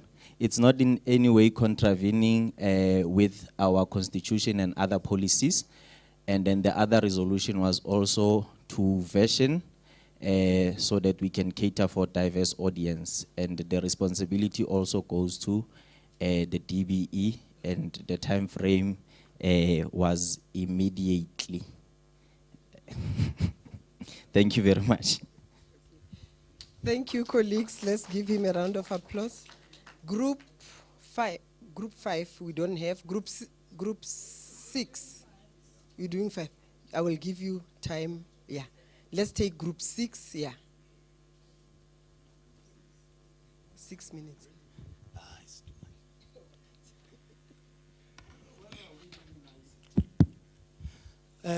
Good day, colleagues.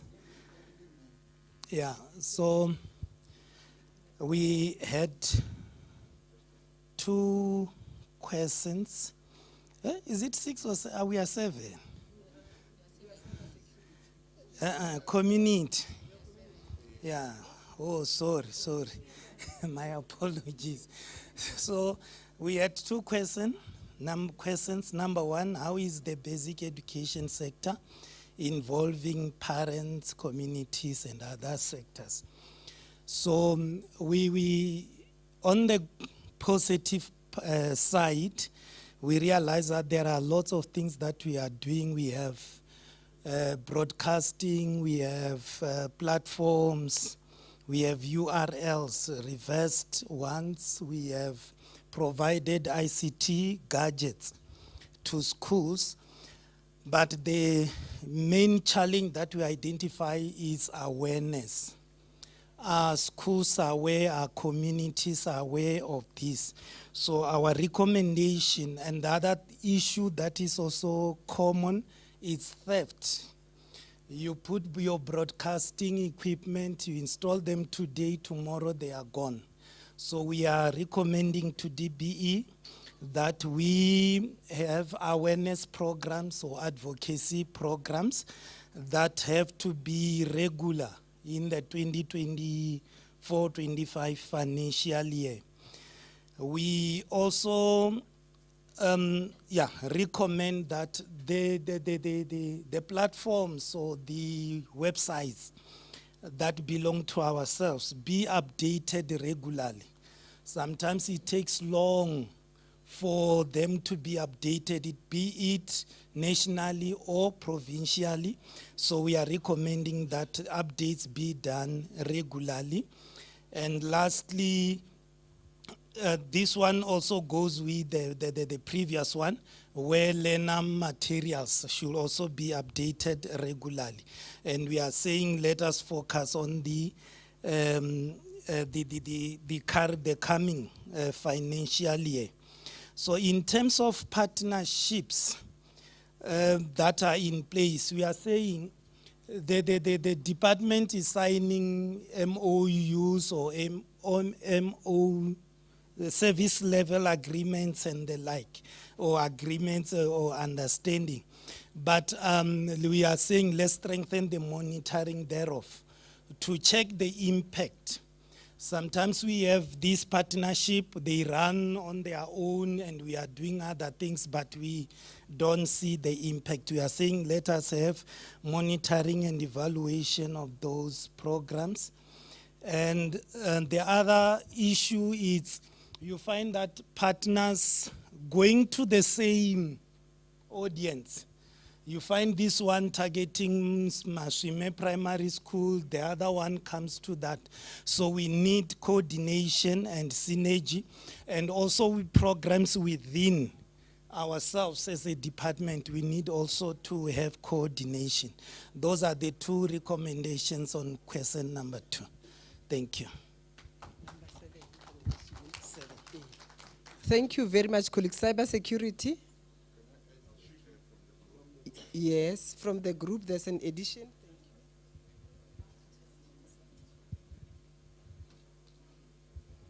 Thanks, Chair. I think the addition is more on the revamping of the platform, because we acknowledge that Two-Tong portal is rich, but the material is old, it's not updated. I think he covered that. But the platform itself need to be enhanced into a new technology so that it's interactive. You could be able to, even when you use your cell phone, you should be able to use it. You can't at this stage. So that was one recommendation. Also, zero rating that platform rather than going to individual service providers. So that's another recommendation. Thank you. Thank you very much. Over to you, Gary. Thank you, Chair.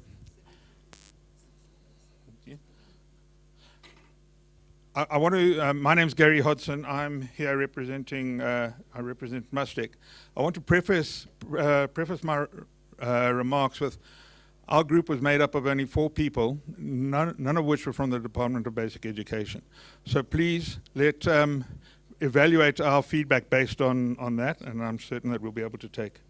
In terms of cybersecurity, the first question we're looking at is how is the basic education sector addressing concerns related to cybersecurity in schools?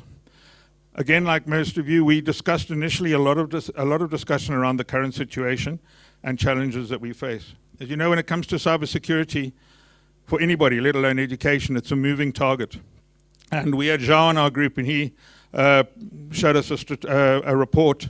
The where was it? The state of ransomware attacks reports for 2023, education departments worldwide were at the top of the list for departments, for organizations that face cybersecurity attacks, which is something that I think we need to obviously bear in mind.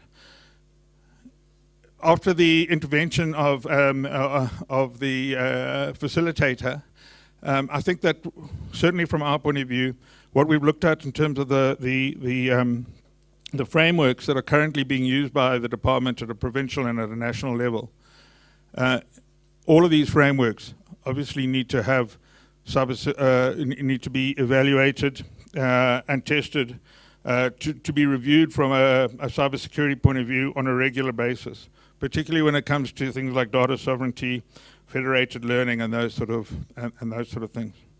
But I think that the message that we wanted to try and bring back to the floor was that the problem with cybersecurity at the moment is that it's a not my problem. Whether you're going from the student to the head of the department, it's like somebody else will do cybersecurity, whoever provides the machine, or I don't know where it's going to come from. Cybersecurity is going to be like the values we were talking about this morning.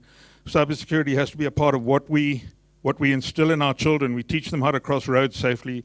We teach them, we control how they watch television safely. We need to be able to have the security for those, our students and teachers and all of our systems built into all that we do. And from that point of view, it's obviously important, and the technology, if it's not there already, is constantly being improved and getting there, is that it can be handled in the background. It doesn't have to have individual intervention on a personal basis. It can be done at a automatically and in the background, and AI will certainly be able to help with that. I think that when it comes to our second question on what measures are being taken to enhance learners' digital literacy skills and ensure responsible use of technology, we're not aware much of what is of anything being done, frankly. And I think that the comment that we made is that we need to all assume that within a very short space of time, every single student is going to have some sort of device in their hand, capable of connecting to the internet. And I think that we need to involve students and their parents at this level. I would challenge to know how many parents know how to lock down YouTube when their 5-year-old is on their phone and would need a password to get into YouTube. And if that's a sort of role that I think from an educational point of view, we may be able to feed back into our community. And what have I missed out, guys? Okay. That's it. Thank you very much, Tom. Thank you, Gary. Thank you so much. Addition from the group? Are you? Okay. Just one more thing. Just to put it into perspective, the biggest threat in cybersecurity is actually comes through the end user, right? So when you look at numbers around the world, that's your biggest threat. Okay, so you need to have that lens on, right? Then there's the data sovereignty. Do you share data, or do you actually get the one algorithm to learn from the other? But I think that's a different element, right? We came from sort of that view.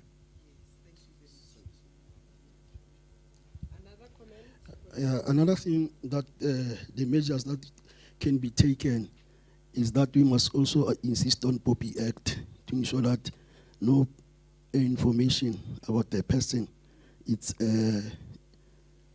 or a file of a person is not open. You cannot open it without the person's consent. And on issues of defamation, our learners must be taught the ethics that when you are in the space, in the digital space, you must behave in a particular manner that will not endanger or injure the dignity of another user. That is very important. Thank you very much.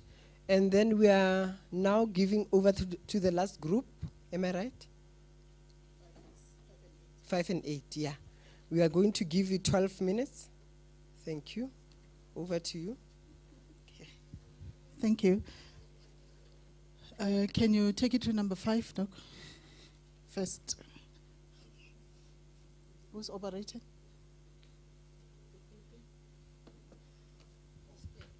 Oh, it's there. Okay.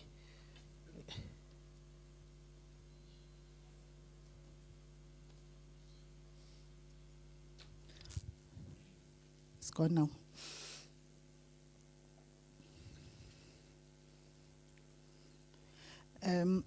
Ours is number 5, and under number 5, we're dealing the first. We had 2 topics, number 5 and number 8, and on number 5, the topic is monitoring and evaluation, and the first question was checking.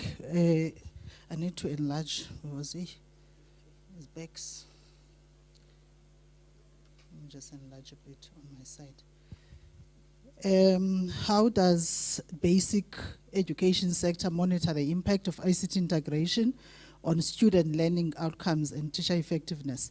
So what we are saying, we do have systems in the system, one of them being SSAMS. I know Western Cape uses SEMIS, so perhaps they will consider SEMIS there. We need then to look into how do we then build onto that existing system, which is the SSAM system, in terms of building on reporting tools, so that everybody that has to provide reports around monitoring and all of that, they also go and sit in that platform. So it can be used then to generate all the big reports, which is every school has access to. And then the second one there, and most probably maybe what we could have added there in Data Tlhabane is we do have DDD also, which would then, even officials then, because once it gets uploaded on SSAMS, then it can also be pushed for everybody else to access it through the dashboard. Then the second one there is what monitoring and evaluation mechanisms are in place to track the programs, the progress of ICT implementation in schools. We came up with a number of recommendations there, that there ought to be these online monitorings that are developed as platforms, and they can also be used as reporting mechanisms at all levels. That will be province, PEDs, school level and all of that, because schools also have got to somehow to monitor what is going on with regards to the use of implementation of ICTs in their schools. And we've given time frames in both, the first one, September, and the next one in the other point, September 2024. So those must be there because systems that are available is just to improve on them. Then the other one is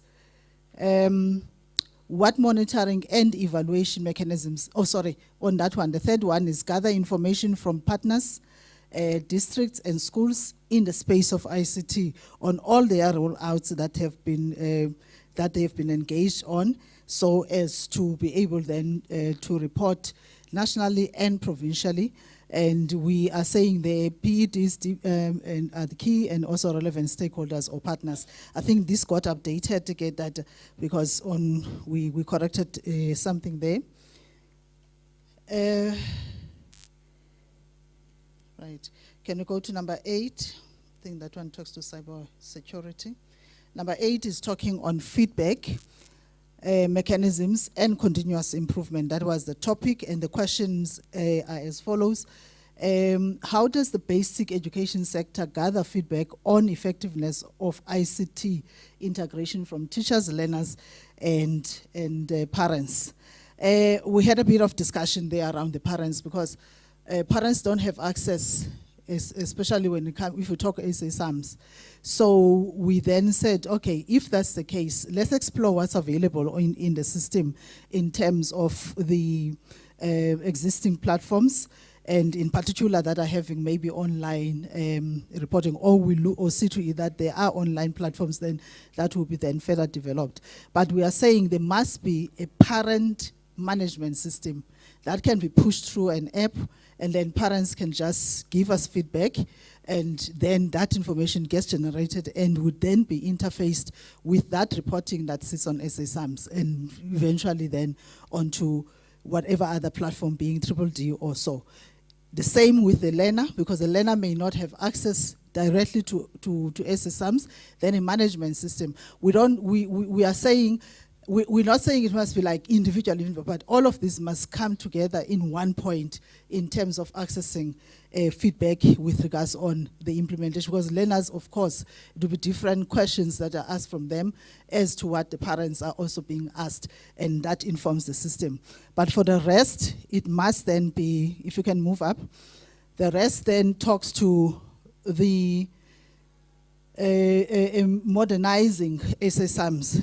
So that, because we also learned in our group that SSAMs is currently being modernized. So as they're modernizing SSAMs, then they need to build in these systems that we are suggesting in terms of doing this reporting and all of that, so that everybody, then it will be easier for a teacher, because teachers do have then access to give feedback on whatever that they are doing around the feedbacks on utilization of ICTs in their schools. Then what steps are taken to address the challenges and improve strategies based on the feedback?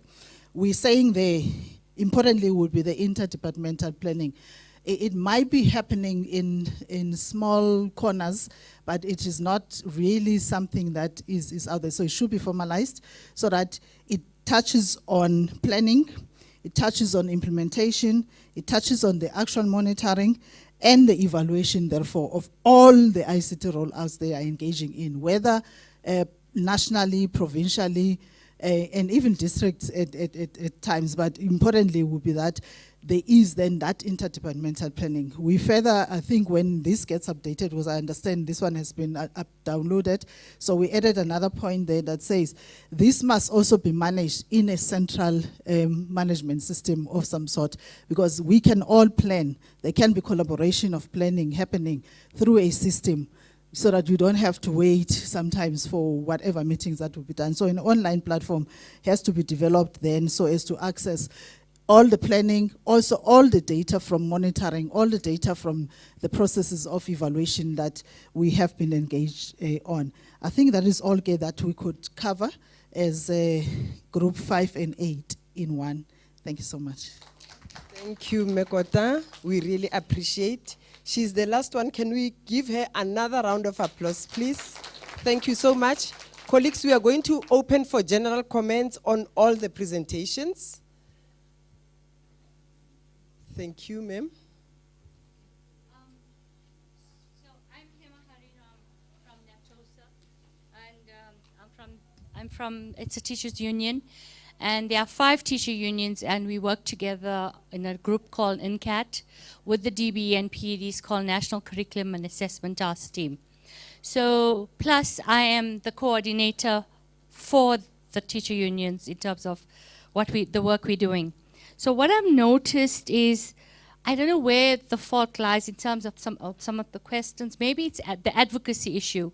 On, for example, the first group spoke about lead teachers.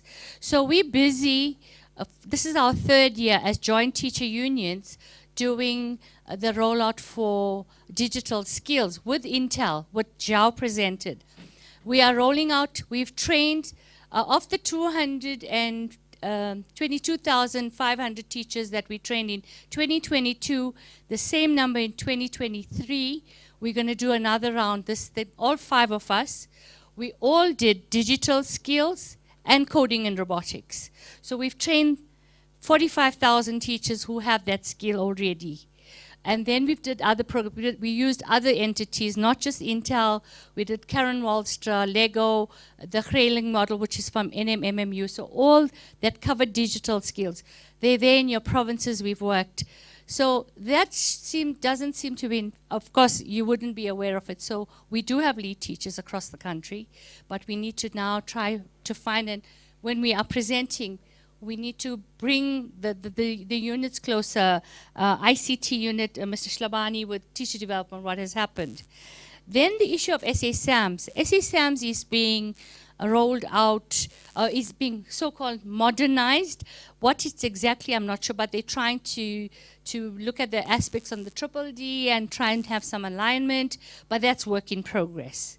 So to take a recommendation of something that's already being done. So a recommendation would be, to the grouping to have a look at what are the recommendations coming from the various small groups here, what is already happening, so that when you present tomorrow, you are giving something to them to say, well, we need to take things forward. Clearly, advocacy on everything that DB is doing is an issue, because I think almost every group reported on advocacy. So that's very important. And yeah, so in terms of the input, this is what I want to say. Thank you very much. Thank you. Good evening, colleagues. I just want to add in terms of the modernized SASMs. If ever we could have something like, when you look at the Google Drive, whereby a group of people are able to work on a document and it updates. When we have professional learning clusters or professional learning groups, our teachers, especially in terms of setting their question papers, developing each other in terms of good practices, they can have that. If ever our developers or programmers of SASMs can also look at that and then push it into the system, and then it can be controlled in terms of, you've got HOD to change the weightings and stuff, so then they can log in terms of control, in terms of the security of the system. I think it also can assist us in terms of integrating with the system. Thank you. Let's applaud him, colleagues. Thank you.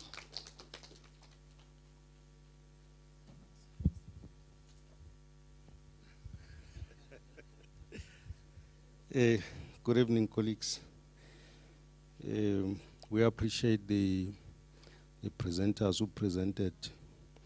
Maybe before I comment, can I just read the WhatsApp that I received yesterday, the disturbing one from one of the principals. Good morning, sir. The worst has happened. All our laptops are gone. So it's a message from a principal. Yesterday, we procured a trolley, close to 500,000. And yesterday, all the laptops are gone. So these are the issues that we face. As much as we can try and push harder to implement the e-learning, but if we don't strengthen the security, nothing will come out. That trolley is 500,000, close to 500,000, and it's just gone in a minute. And we have to cater for so many schools. It's a serious challenge. I think we need to prioritize. I think the first presenter, they spoke about issues of security. We really, really have to prioritize security. If you don't prioritize security, next year we'll be here talking about the implementation of e-learning. These gadgets we procure, they are gone. And I think it will pose serious audit queries to say these resources are procured, but they are taken. Lots of money has been spent. So if we want to be serious about the implementation, let's prioritize security. Let's support our schools, how we strengthen security. We can't implement or keep on installing gadgets to our schools. That will be in no time taken. It's a problem. So this is the elephant that we need to face first before we talk about any other issue. Thank you.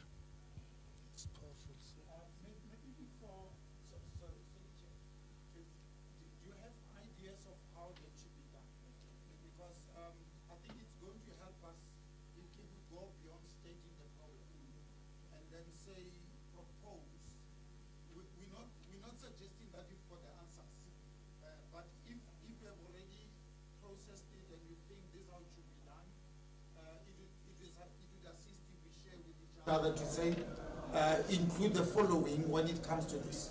And I'm not suggesting you've got answers, but if you have already thought about it overnight, feel free to propose. What do you think must be done?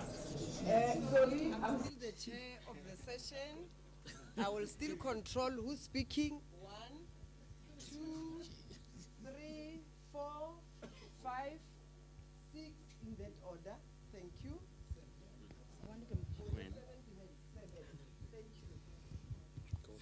Okay. Thanks, Chairperson. I'm Ngwana Kopi Ramushurachwen from Presidential Working Group on Disability. I'll try and respond to the guy who was asking how to strengthen security. I'm sure we shouldn't be asking as public servants how we are strengthening security. The provincial offices, they are having security. You'll never hear them saying something has been stolen unless it's inside job. But when going to schools is another issue.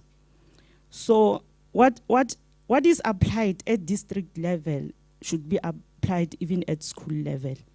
We should have warm bodies who will become our security guards, and also install the cameras, because in some schools, people who are stealing, there might be some of those securities, but if you have cameras, you'll also it will also be a backup. Let me go to what I wanted to talk about. Of all the groups that have presented, I didn't hear anything about the issue of disability except Group 4. And it's not because I'm from Group 4. It's because I'm having a passion on the issue of disability, because I'm disabled, and I might have a child or a grandchild who's disabled. And also you, in one way or the other, when you reach a certain age, you'll become disabled and you'll look for my assistant, and I won't be there for you. The issue of assistive devices, which are given to learners. You don't give someone a tool without training a person. It's a fruitless expenditure. Those learners, they'll sit under the tree and play games. So those assistive devices, they're not doing the work as expected. And someone can even take them, because you are even starting from the lower grades. I thought you will start at grade 12, or the FET level actually, so that when you say they must go and Google, they know how to Google. The other thing is the issue of modifying the material. When we talk about material, yesterday I indicated that disability is not homogeneous. Disability do differ. There are people who can read like you. Like myself, if you give me a braille material, I'll read. Or a computerized material, I'll read. The disadvantage is that I might not know the spelling correctly. But you, because you are able to see, you'll know the spelling. And you always penalize us because of spelling, forgetting that you are forcing us to do things which are not aligned to our disabilities. So I didn't hear anyone talking about modifying the material, and I'll recommend that if we say learning material is accessible, is when it's modified and it caters for needs of persons with different disabilities. And the other thing is that I learned that you have been distributing some gadgets in special schools for blind people. Those gadgets, they are not teaching our kids how to read and write. Lena, you start by writing by a pen, and then you go and use the tablets. With the blind learners, it's different. You give them the peg mates, and then you said they must work on them. They will never know the spelling, and when they go to university, it's a problem. They can't use computers. They can't even read Braille. So you are disadvantaging them And as the result, we have a high level of dropout in the disability sector because of the uninformed decisions that Department of Education is taking on our behalf. Thank you. Thank you very much. Let's give her a round of applause, colleagues. Thank you. Yeah, I think colleague, after responding to the security issues, she has raised so many issues that are very relevant, and they send me into a tailspin. So I'm still seeing stars now because of what she has just presented. These are real facts that need to be addressed. Colleagues, on the issue of enhancing the security, putting security personnel is just a deterrent, not a preventive measure. Because they really do come, tie them up with wires, take the gadgets, if ever they really want to. They've done it in several schools. So that wherever they have built the strong rooms, they will come and destroy the strong room. Demolish the walls and take the whatever they want to do. They come there well armed, those guys, if ever they know that there's such devices within 500,000, they go to that length. So, but I think one school has found an IT guy who have installed a tracking device in the tablets. And then once they are taken, he activates it. Whoever will open up that device wherever he is, it will take a photo and send the GPS coordinates to the source. We have managed to track one that is currently in Zimbabwe. It was taken in the second week of January. Whenever they opened it, then we gave it to the station commander. As to how will they do it in terms of the Interpols and the likes, we don't know. But there's an app that will really assist a lot. It will send you real-time data, GPS coordinates of where that device is, and the photo of the person that is opening that device. Thank you. Thank you very much. Ntate Tlhabane, I think you are noting that. Who was number 3?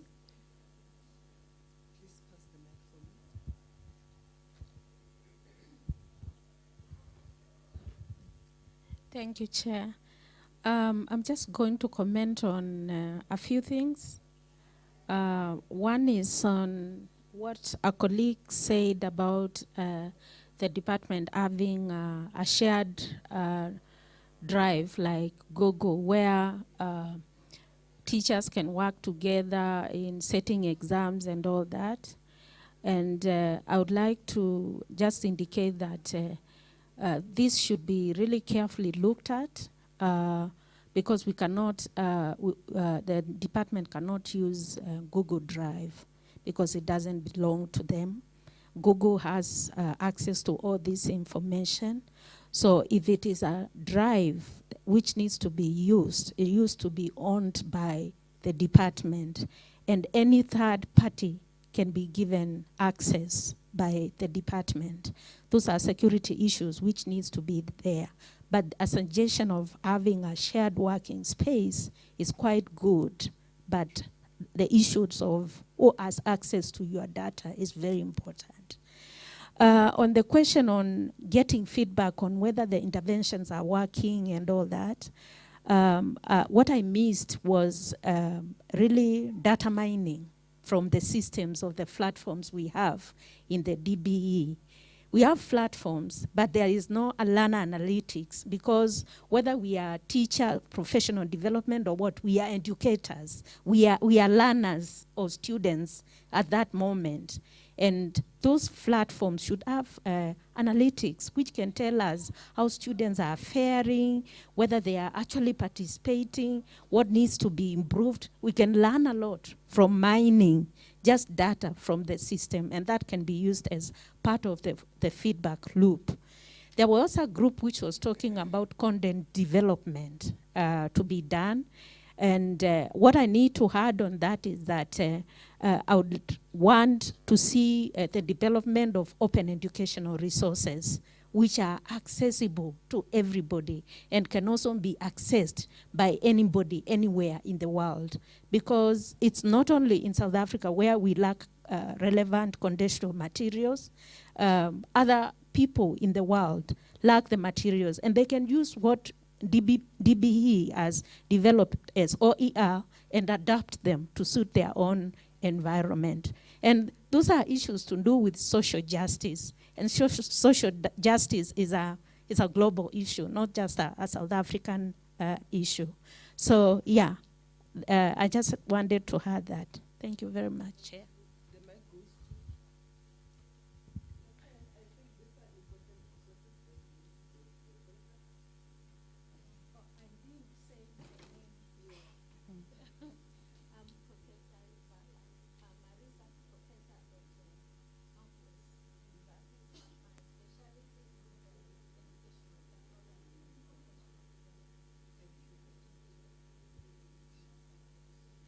Okay, I'm not, thank you so much, colleagues.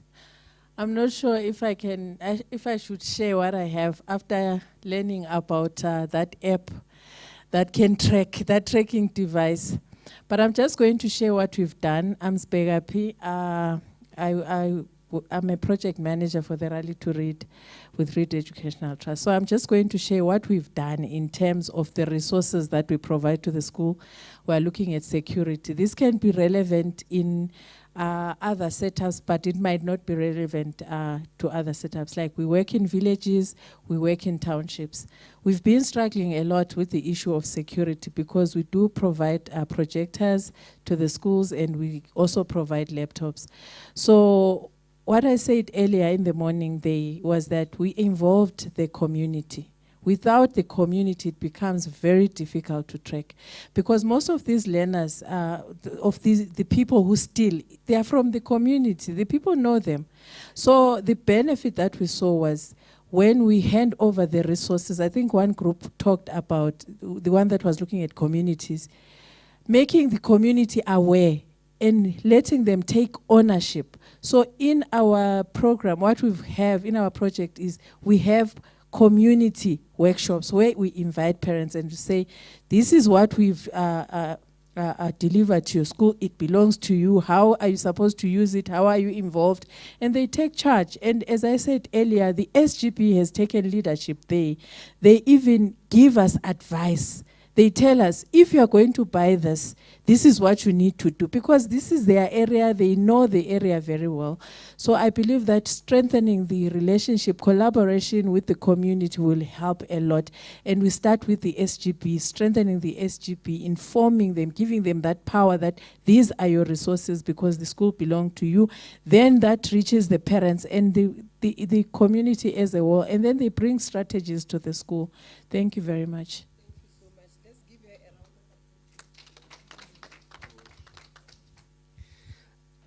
Good evening, colleagues. So I just wanted to usher in maybe another alternative to what Mr. Tlhabane had asked in terms of solutions. So in our province in the Eastern Cape, what we did is we invested in creating a platform that is not only POPI, but also GDPR compliant, so that when people are working on their cloud space, they don't have to worry about cyber attacks, as Zhao spoke about earlier on. But also what it also has is that advanced mobile device management, so that we don't have to buy software, but we are able to activate the ability for us to lock and trace any devices that are owned by the organization, so that if they do ever get stolen, we're able to disable those devices and no one is ever able to unlock it. And the message there is quite clear. This does not belong to you. Send it straight to the nearest police office. So as much as we had procured devices, some of them did get stolen, but then they were recovered because no one could unlock it or can they be used. And it was branded for the province. So I do want to support the element of when you are buying devices, don't just buy any device. I think I spoke to Dr. Mutobi the other day around the difference between buying an educational resource versus a consumer's resource. When you're buying an educational resource, then it's fit for purpose with all the bells and whistles that are customized for what happens when this device is in the classroom and how does it get ring-fenced for educational purposes. And then there are triggers that if this device now moves away from this geolocation and it is used inappropriately, this is what must happen. So when we have rogue devices within our system, it's quite difficult to track and trace and to manage that which is happening. So the most important thing is the platform itself that one creates for themselves, not only for data where your information is stored, but also how it is that you are managing all the different assets that you're managing in that province. So thank you so much, ma'am.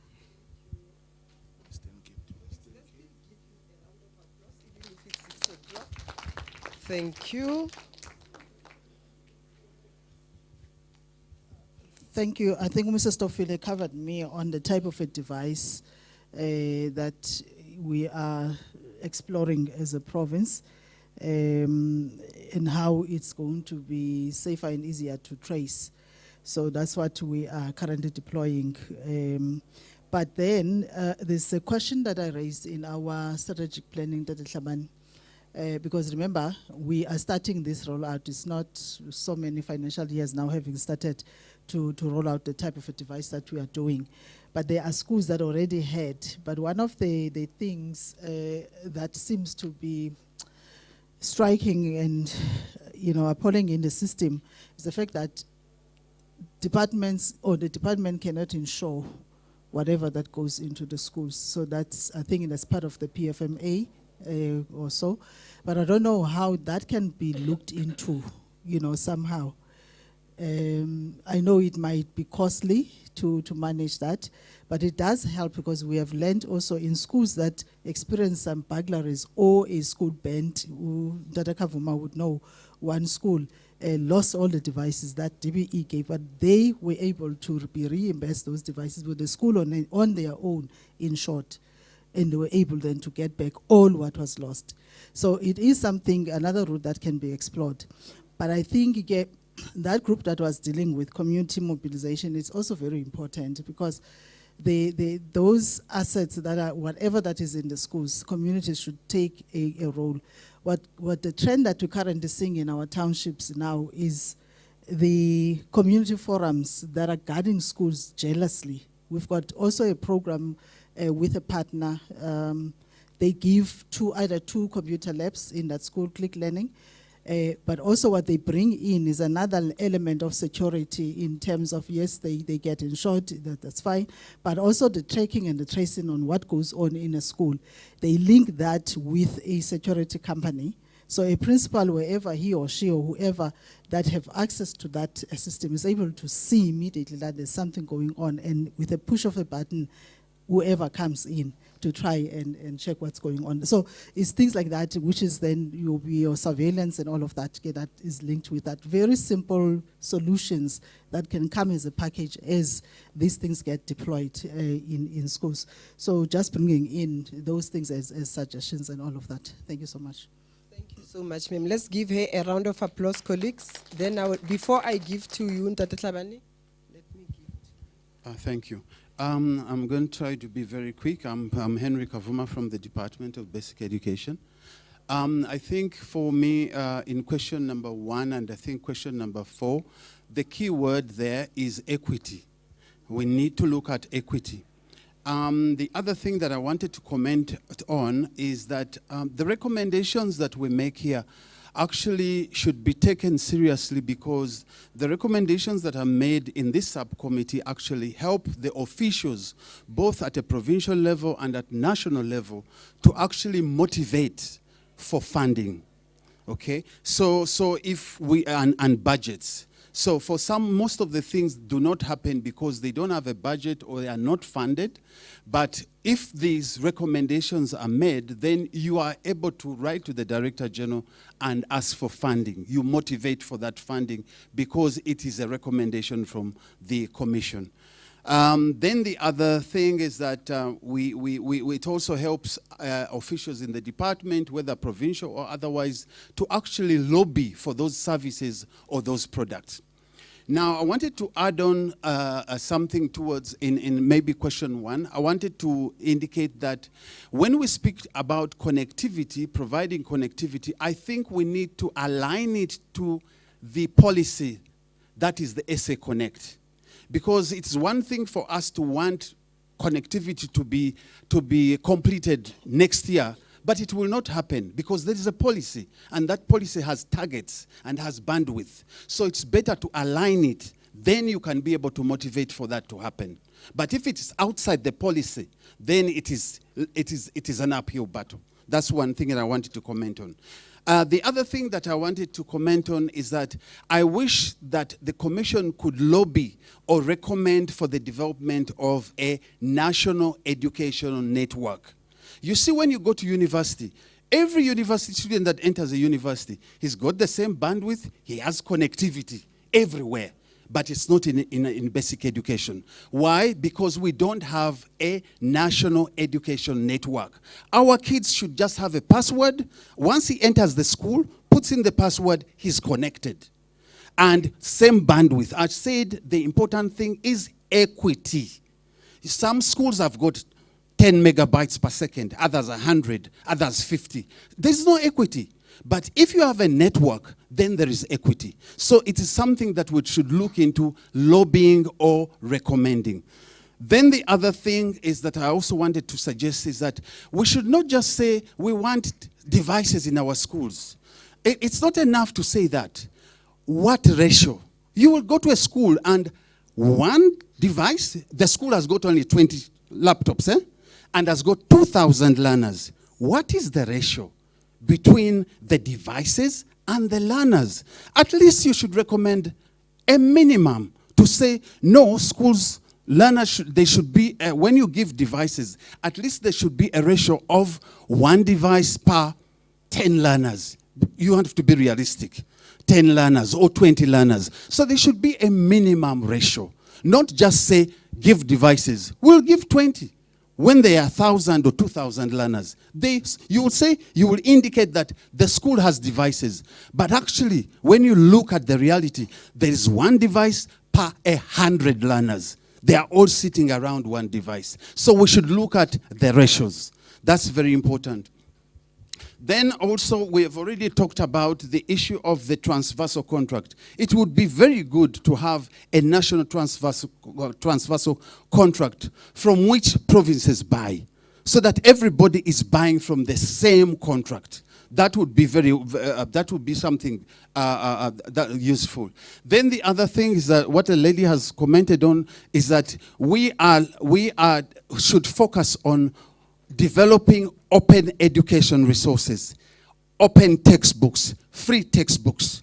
We already have 165 titles of free open textbooks.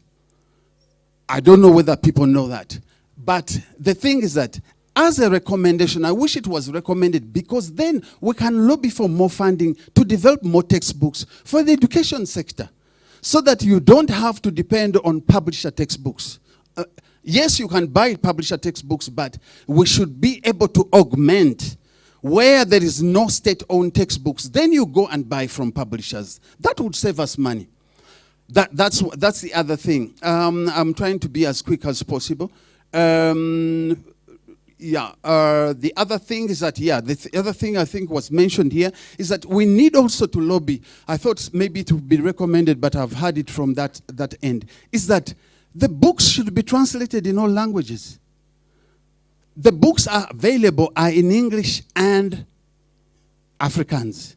What about the other languages? What about sign language? What about Braille? So we need to have those recommendations to bring about equity.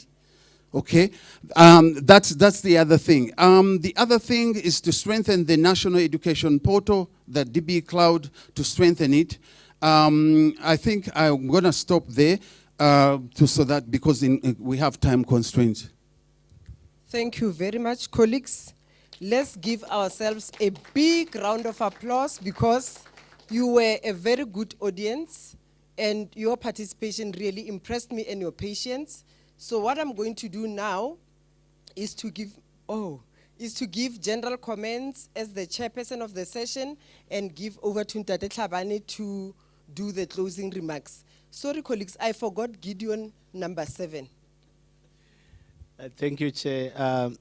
I'm covered most of the things that I wanted to speak to.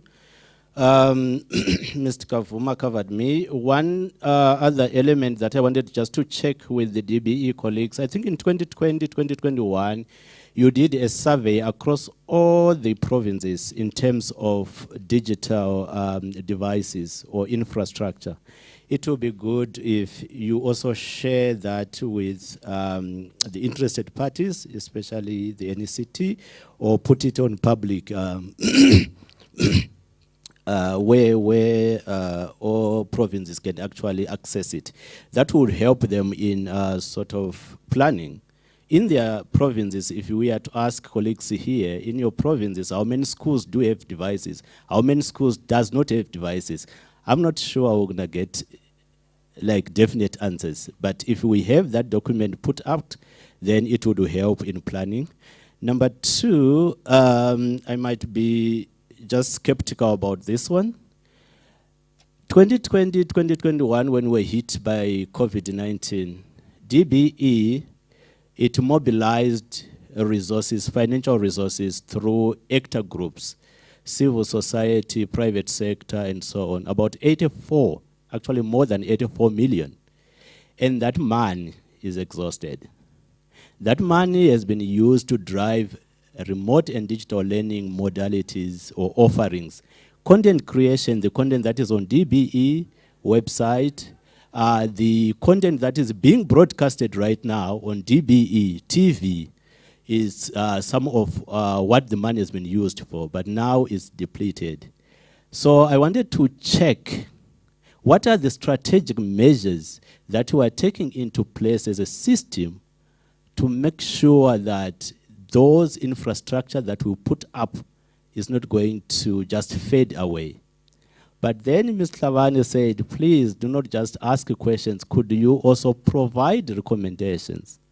One of the recommendations, which is going to be very difficult to be taken by the provinces, is that we could borrow or utilize, or you could allocate a percentage of your budget to remote and digital learning offerings. So if we can have 3% of the total budget you have, actually we can sustain those infrastructure across the 9 provinces. Because that one is being offered at national level. It's not provincial or district. So that's my offering. Thank you, Chair. Thank you, Gideon. Colleagues, I'm going to give the chairperson's general remarks. I won't repeat many things that were said. I would only highlight on the ones that came up as very important issues to me. Colleagues, the issue of the analytics, Prof, you are correct. I didn't hear anything of the analytics. As much as we were talking of the systems integration, someone requested the system integration. From the system integration, let us have the analytics. For instance, in our case where I am, we are using Microsoft Power BI dashboard. It's something that you can use if you haven't started using. And then I'm going to emphasize more on the professional development because that's my space. Colleagues, you spoke of lead teachers. Some spoke of champions. I also come with train the trainer. Therefore, Ntate Tlhabane, I'm challenging Dr. Mutobi and Dr. Mutene to say, I think it is high time for DBE to adopt the diffusion of innovation theory by Rogers, formerly so, to deal with the levels to say, let the innovators and the early adopters become these people that we are talking about. Maybe have a policy or a guideline, I'm not sure, I'm just challenging my colleagues to say, on this one, that would work very well for us. And then you spoke of, let's not say we don't have devices, let's use devices that are there. Someone spoke of TV and radio broadcast. Those are the technologies that were used before. Why can't we still use them even today? White paper 7, Ntate Tlhabane, the review, it's very old indeed, I agree. Cyber security, your discussions, what I picked up was the multi-factor authentication. I'm not sure, Dr. Motobi, how far are you with the multi-factor authentication for security reasons? Then it was SASMs. I heard SASMs modernization. I'm not sure how far is the modernization, but my advice, if I need to give one, is if we modernize, something is not modernizable, we migrate. We migrate. That's what we see with technologies. In the space where I am, we used to use this learning management system. We tried to plug in until we broke it, and then we migrated. And thank you very much, colleagues. I'm not going to waste much of your time. I will then thank you to be a good audience to me and give over to our leader, Ntate Tlaban. Thank you. Thank you very much, Doc. Can we give Doc a big hand? I think she managed these sophisticated people very well.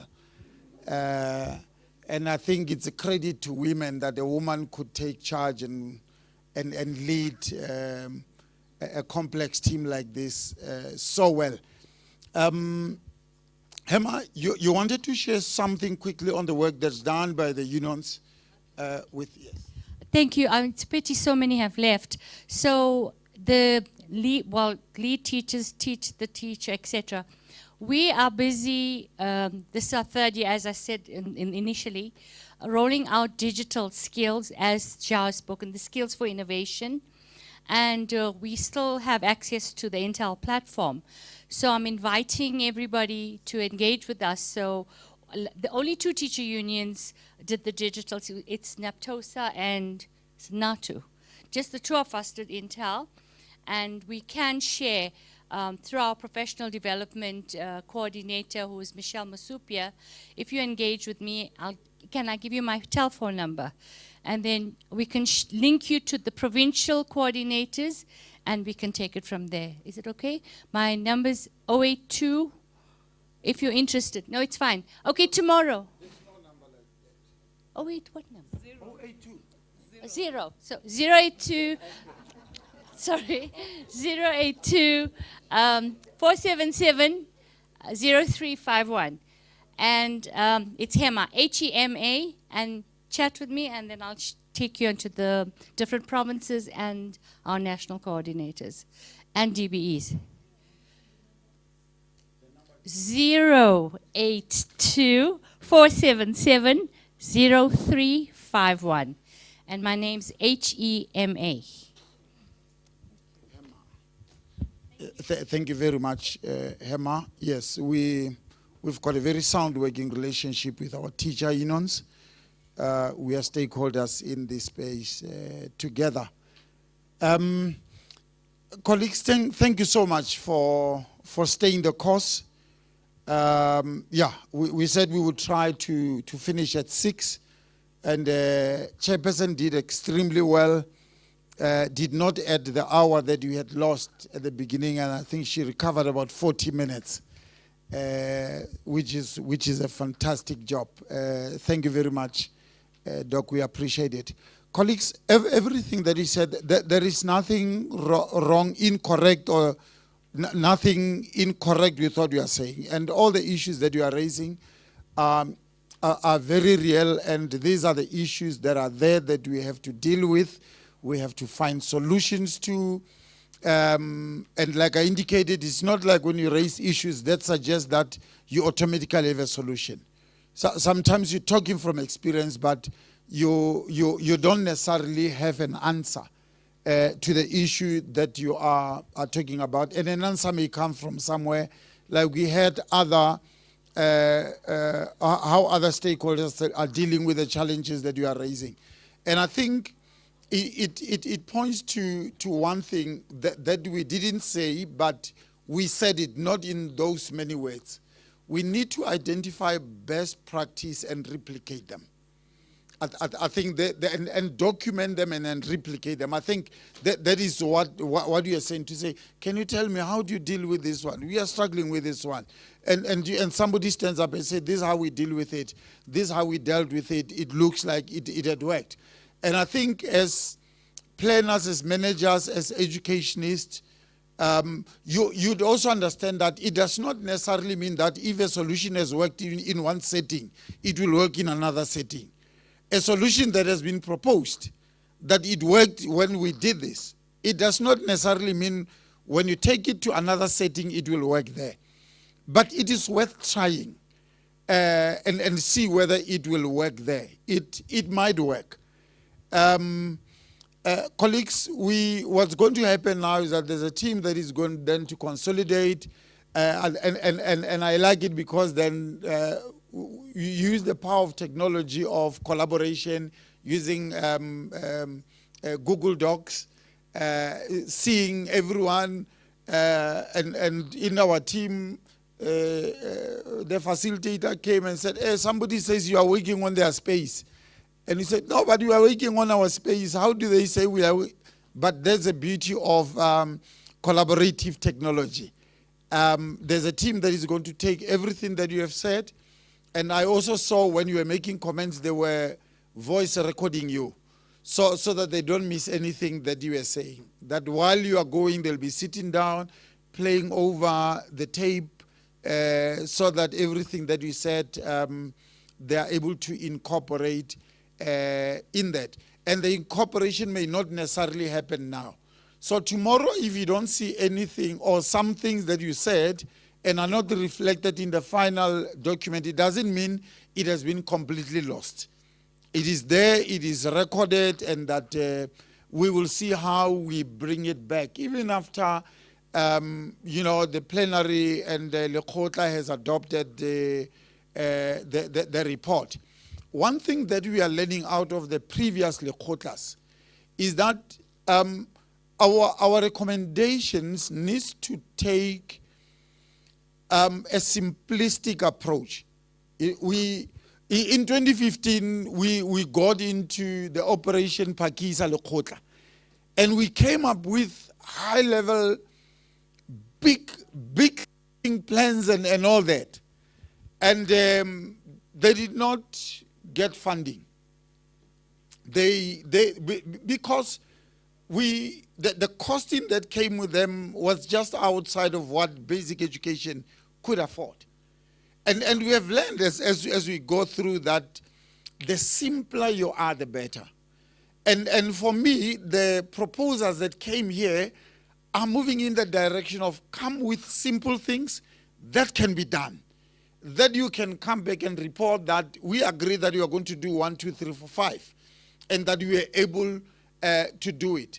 There are issues of audits that needs to be conducted. There are ideas of things, but in doing your audits, be smart. Technology is there, AI is there to assist you to gather some of this information and even does the analysis for you, the analytics that Prof was talking about. That technology is there, take advantage of that. I had expected in the inputs to hear something on digital standards. In the plan, I didn't hear it. Dr. Mtobi, I take that when we are going to finalize the plan, that we are the two input presentations that you got, the inputs that came out of that, some of the key things that the reason why we had the input presentations was that it must begin to shape our thinking, and that some of things that are said there, that we must ensure that they find expression in the final report that goes to plenary. We are only given 20 minutes in plenary tomorrow, and I think you can see that everything that you were saying here took us over 1 hour. Now, if all that has to be condensed into 20 minutes, it's not everything that will be said. So just be aware of that. But we'll try to ensure that it fits into the plan. But I really want to thank you, colleagues, and thank you very much, Chairperson, for also coming up with the idea of let's break the house into teams, let people work collaboratively in small teams, and then we regroup, and then we share. Otherwise, we would still be at team number 4 now. We would not even be at number 8. And that, I think that approach assisted greatly, and thank you very much. Colleagues, tomorrow we go straight to plenary. I'm not sure what time is plenary. 8 o'clock? It's 8 o'clock. So yeah, we go back to plenary directly. It's 8 o'clock. There are 2 or 3 presentations that are going to be made. One of them is on the digital standards framework, because the idea is to get Lekgotla to adopt those, the standards, the digital standards, and if we are in agreement with that as Lekgotla, and that is why I say they have to find expression in the final report that we are going to present. And yes, Doc, yes, we have taken note of saying we are here, use us. We are here, there are experts amongst us. Feel free to take our contacts, reach out to us, even beyond this Lekgotla, that we could continue to tap on the brains and the expertise that is freely available to us, not sold, freely available to us to guide us as a sector. Yes, we have taken note of that. Okay, thank you very much, colleagues. This brings us to the end of today's business. Thank you very much. Go and have a well-deserved rest.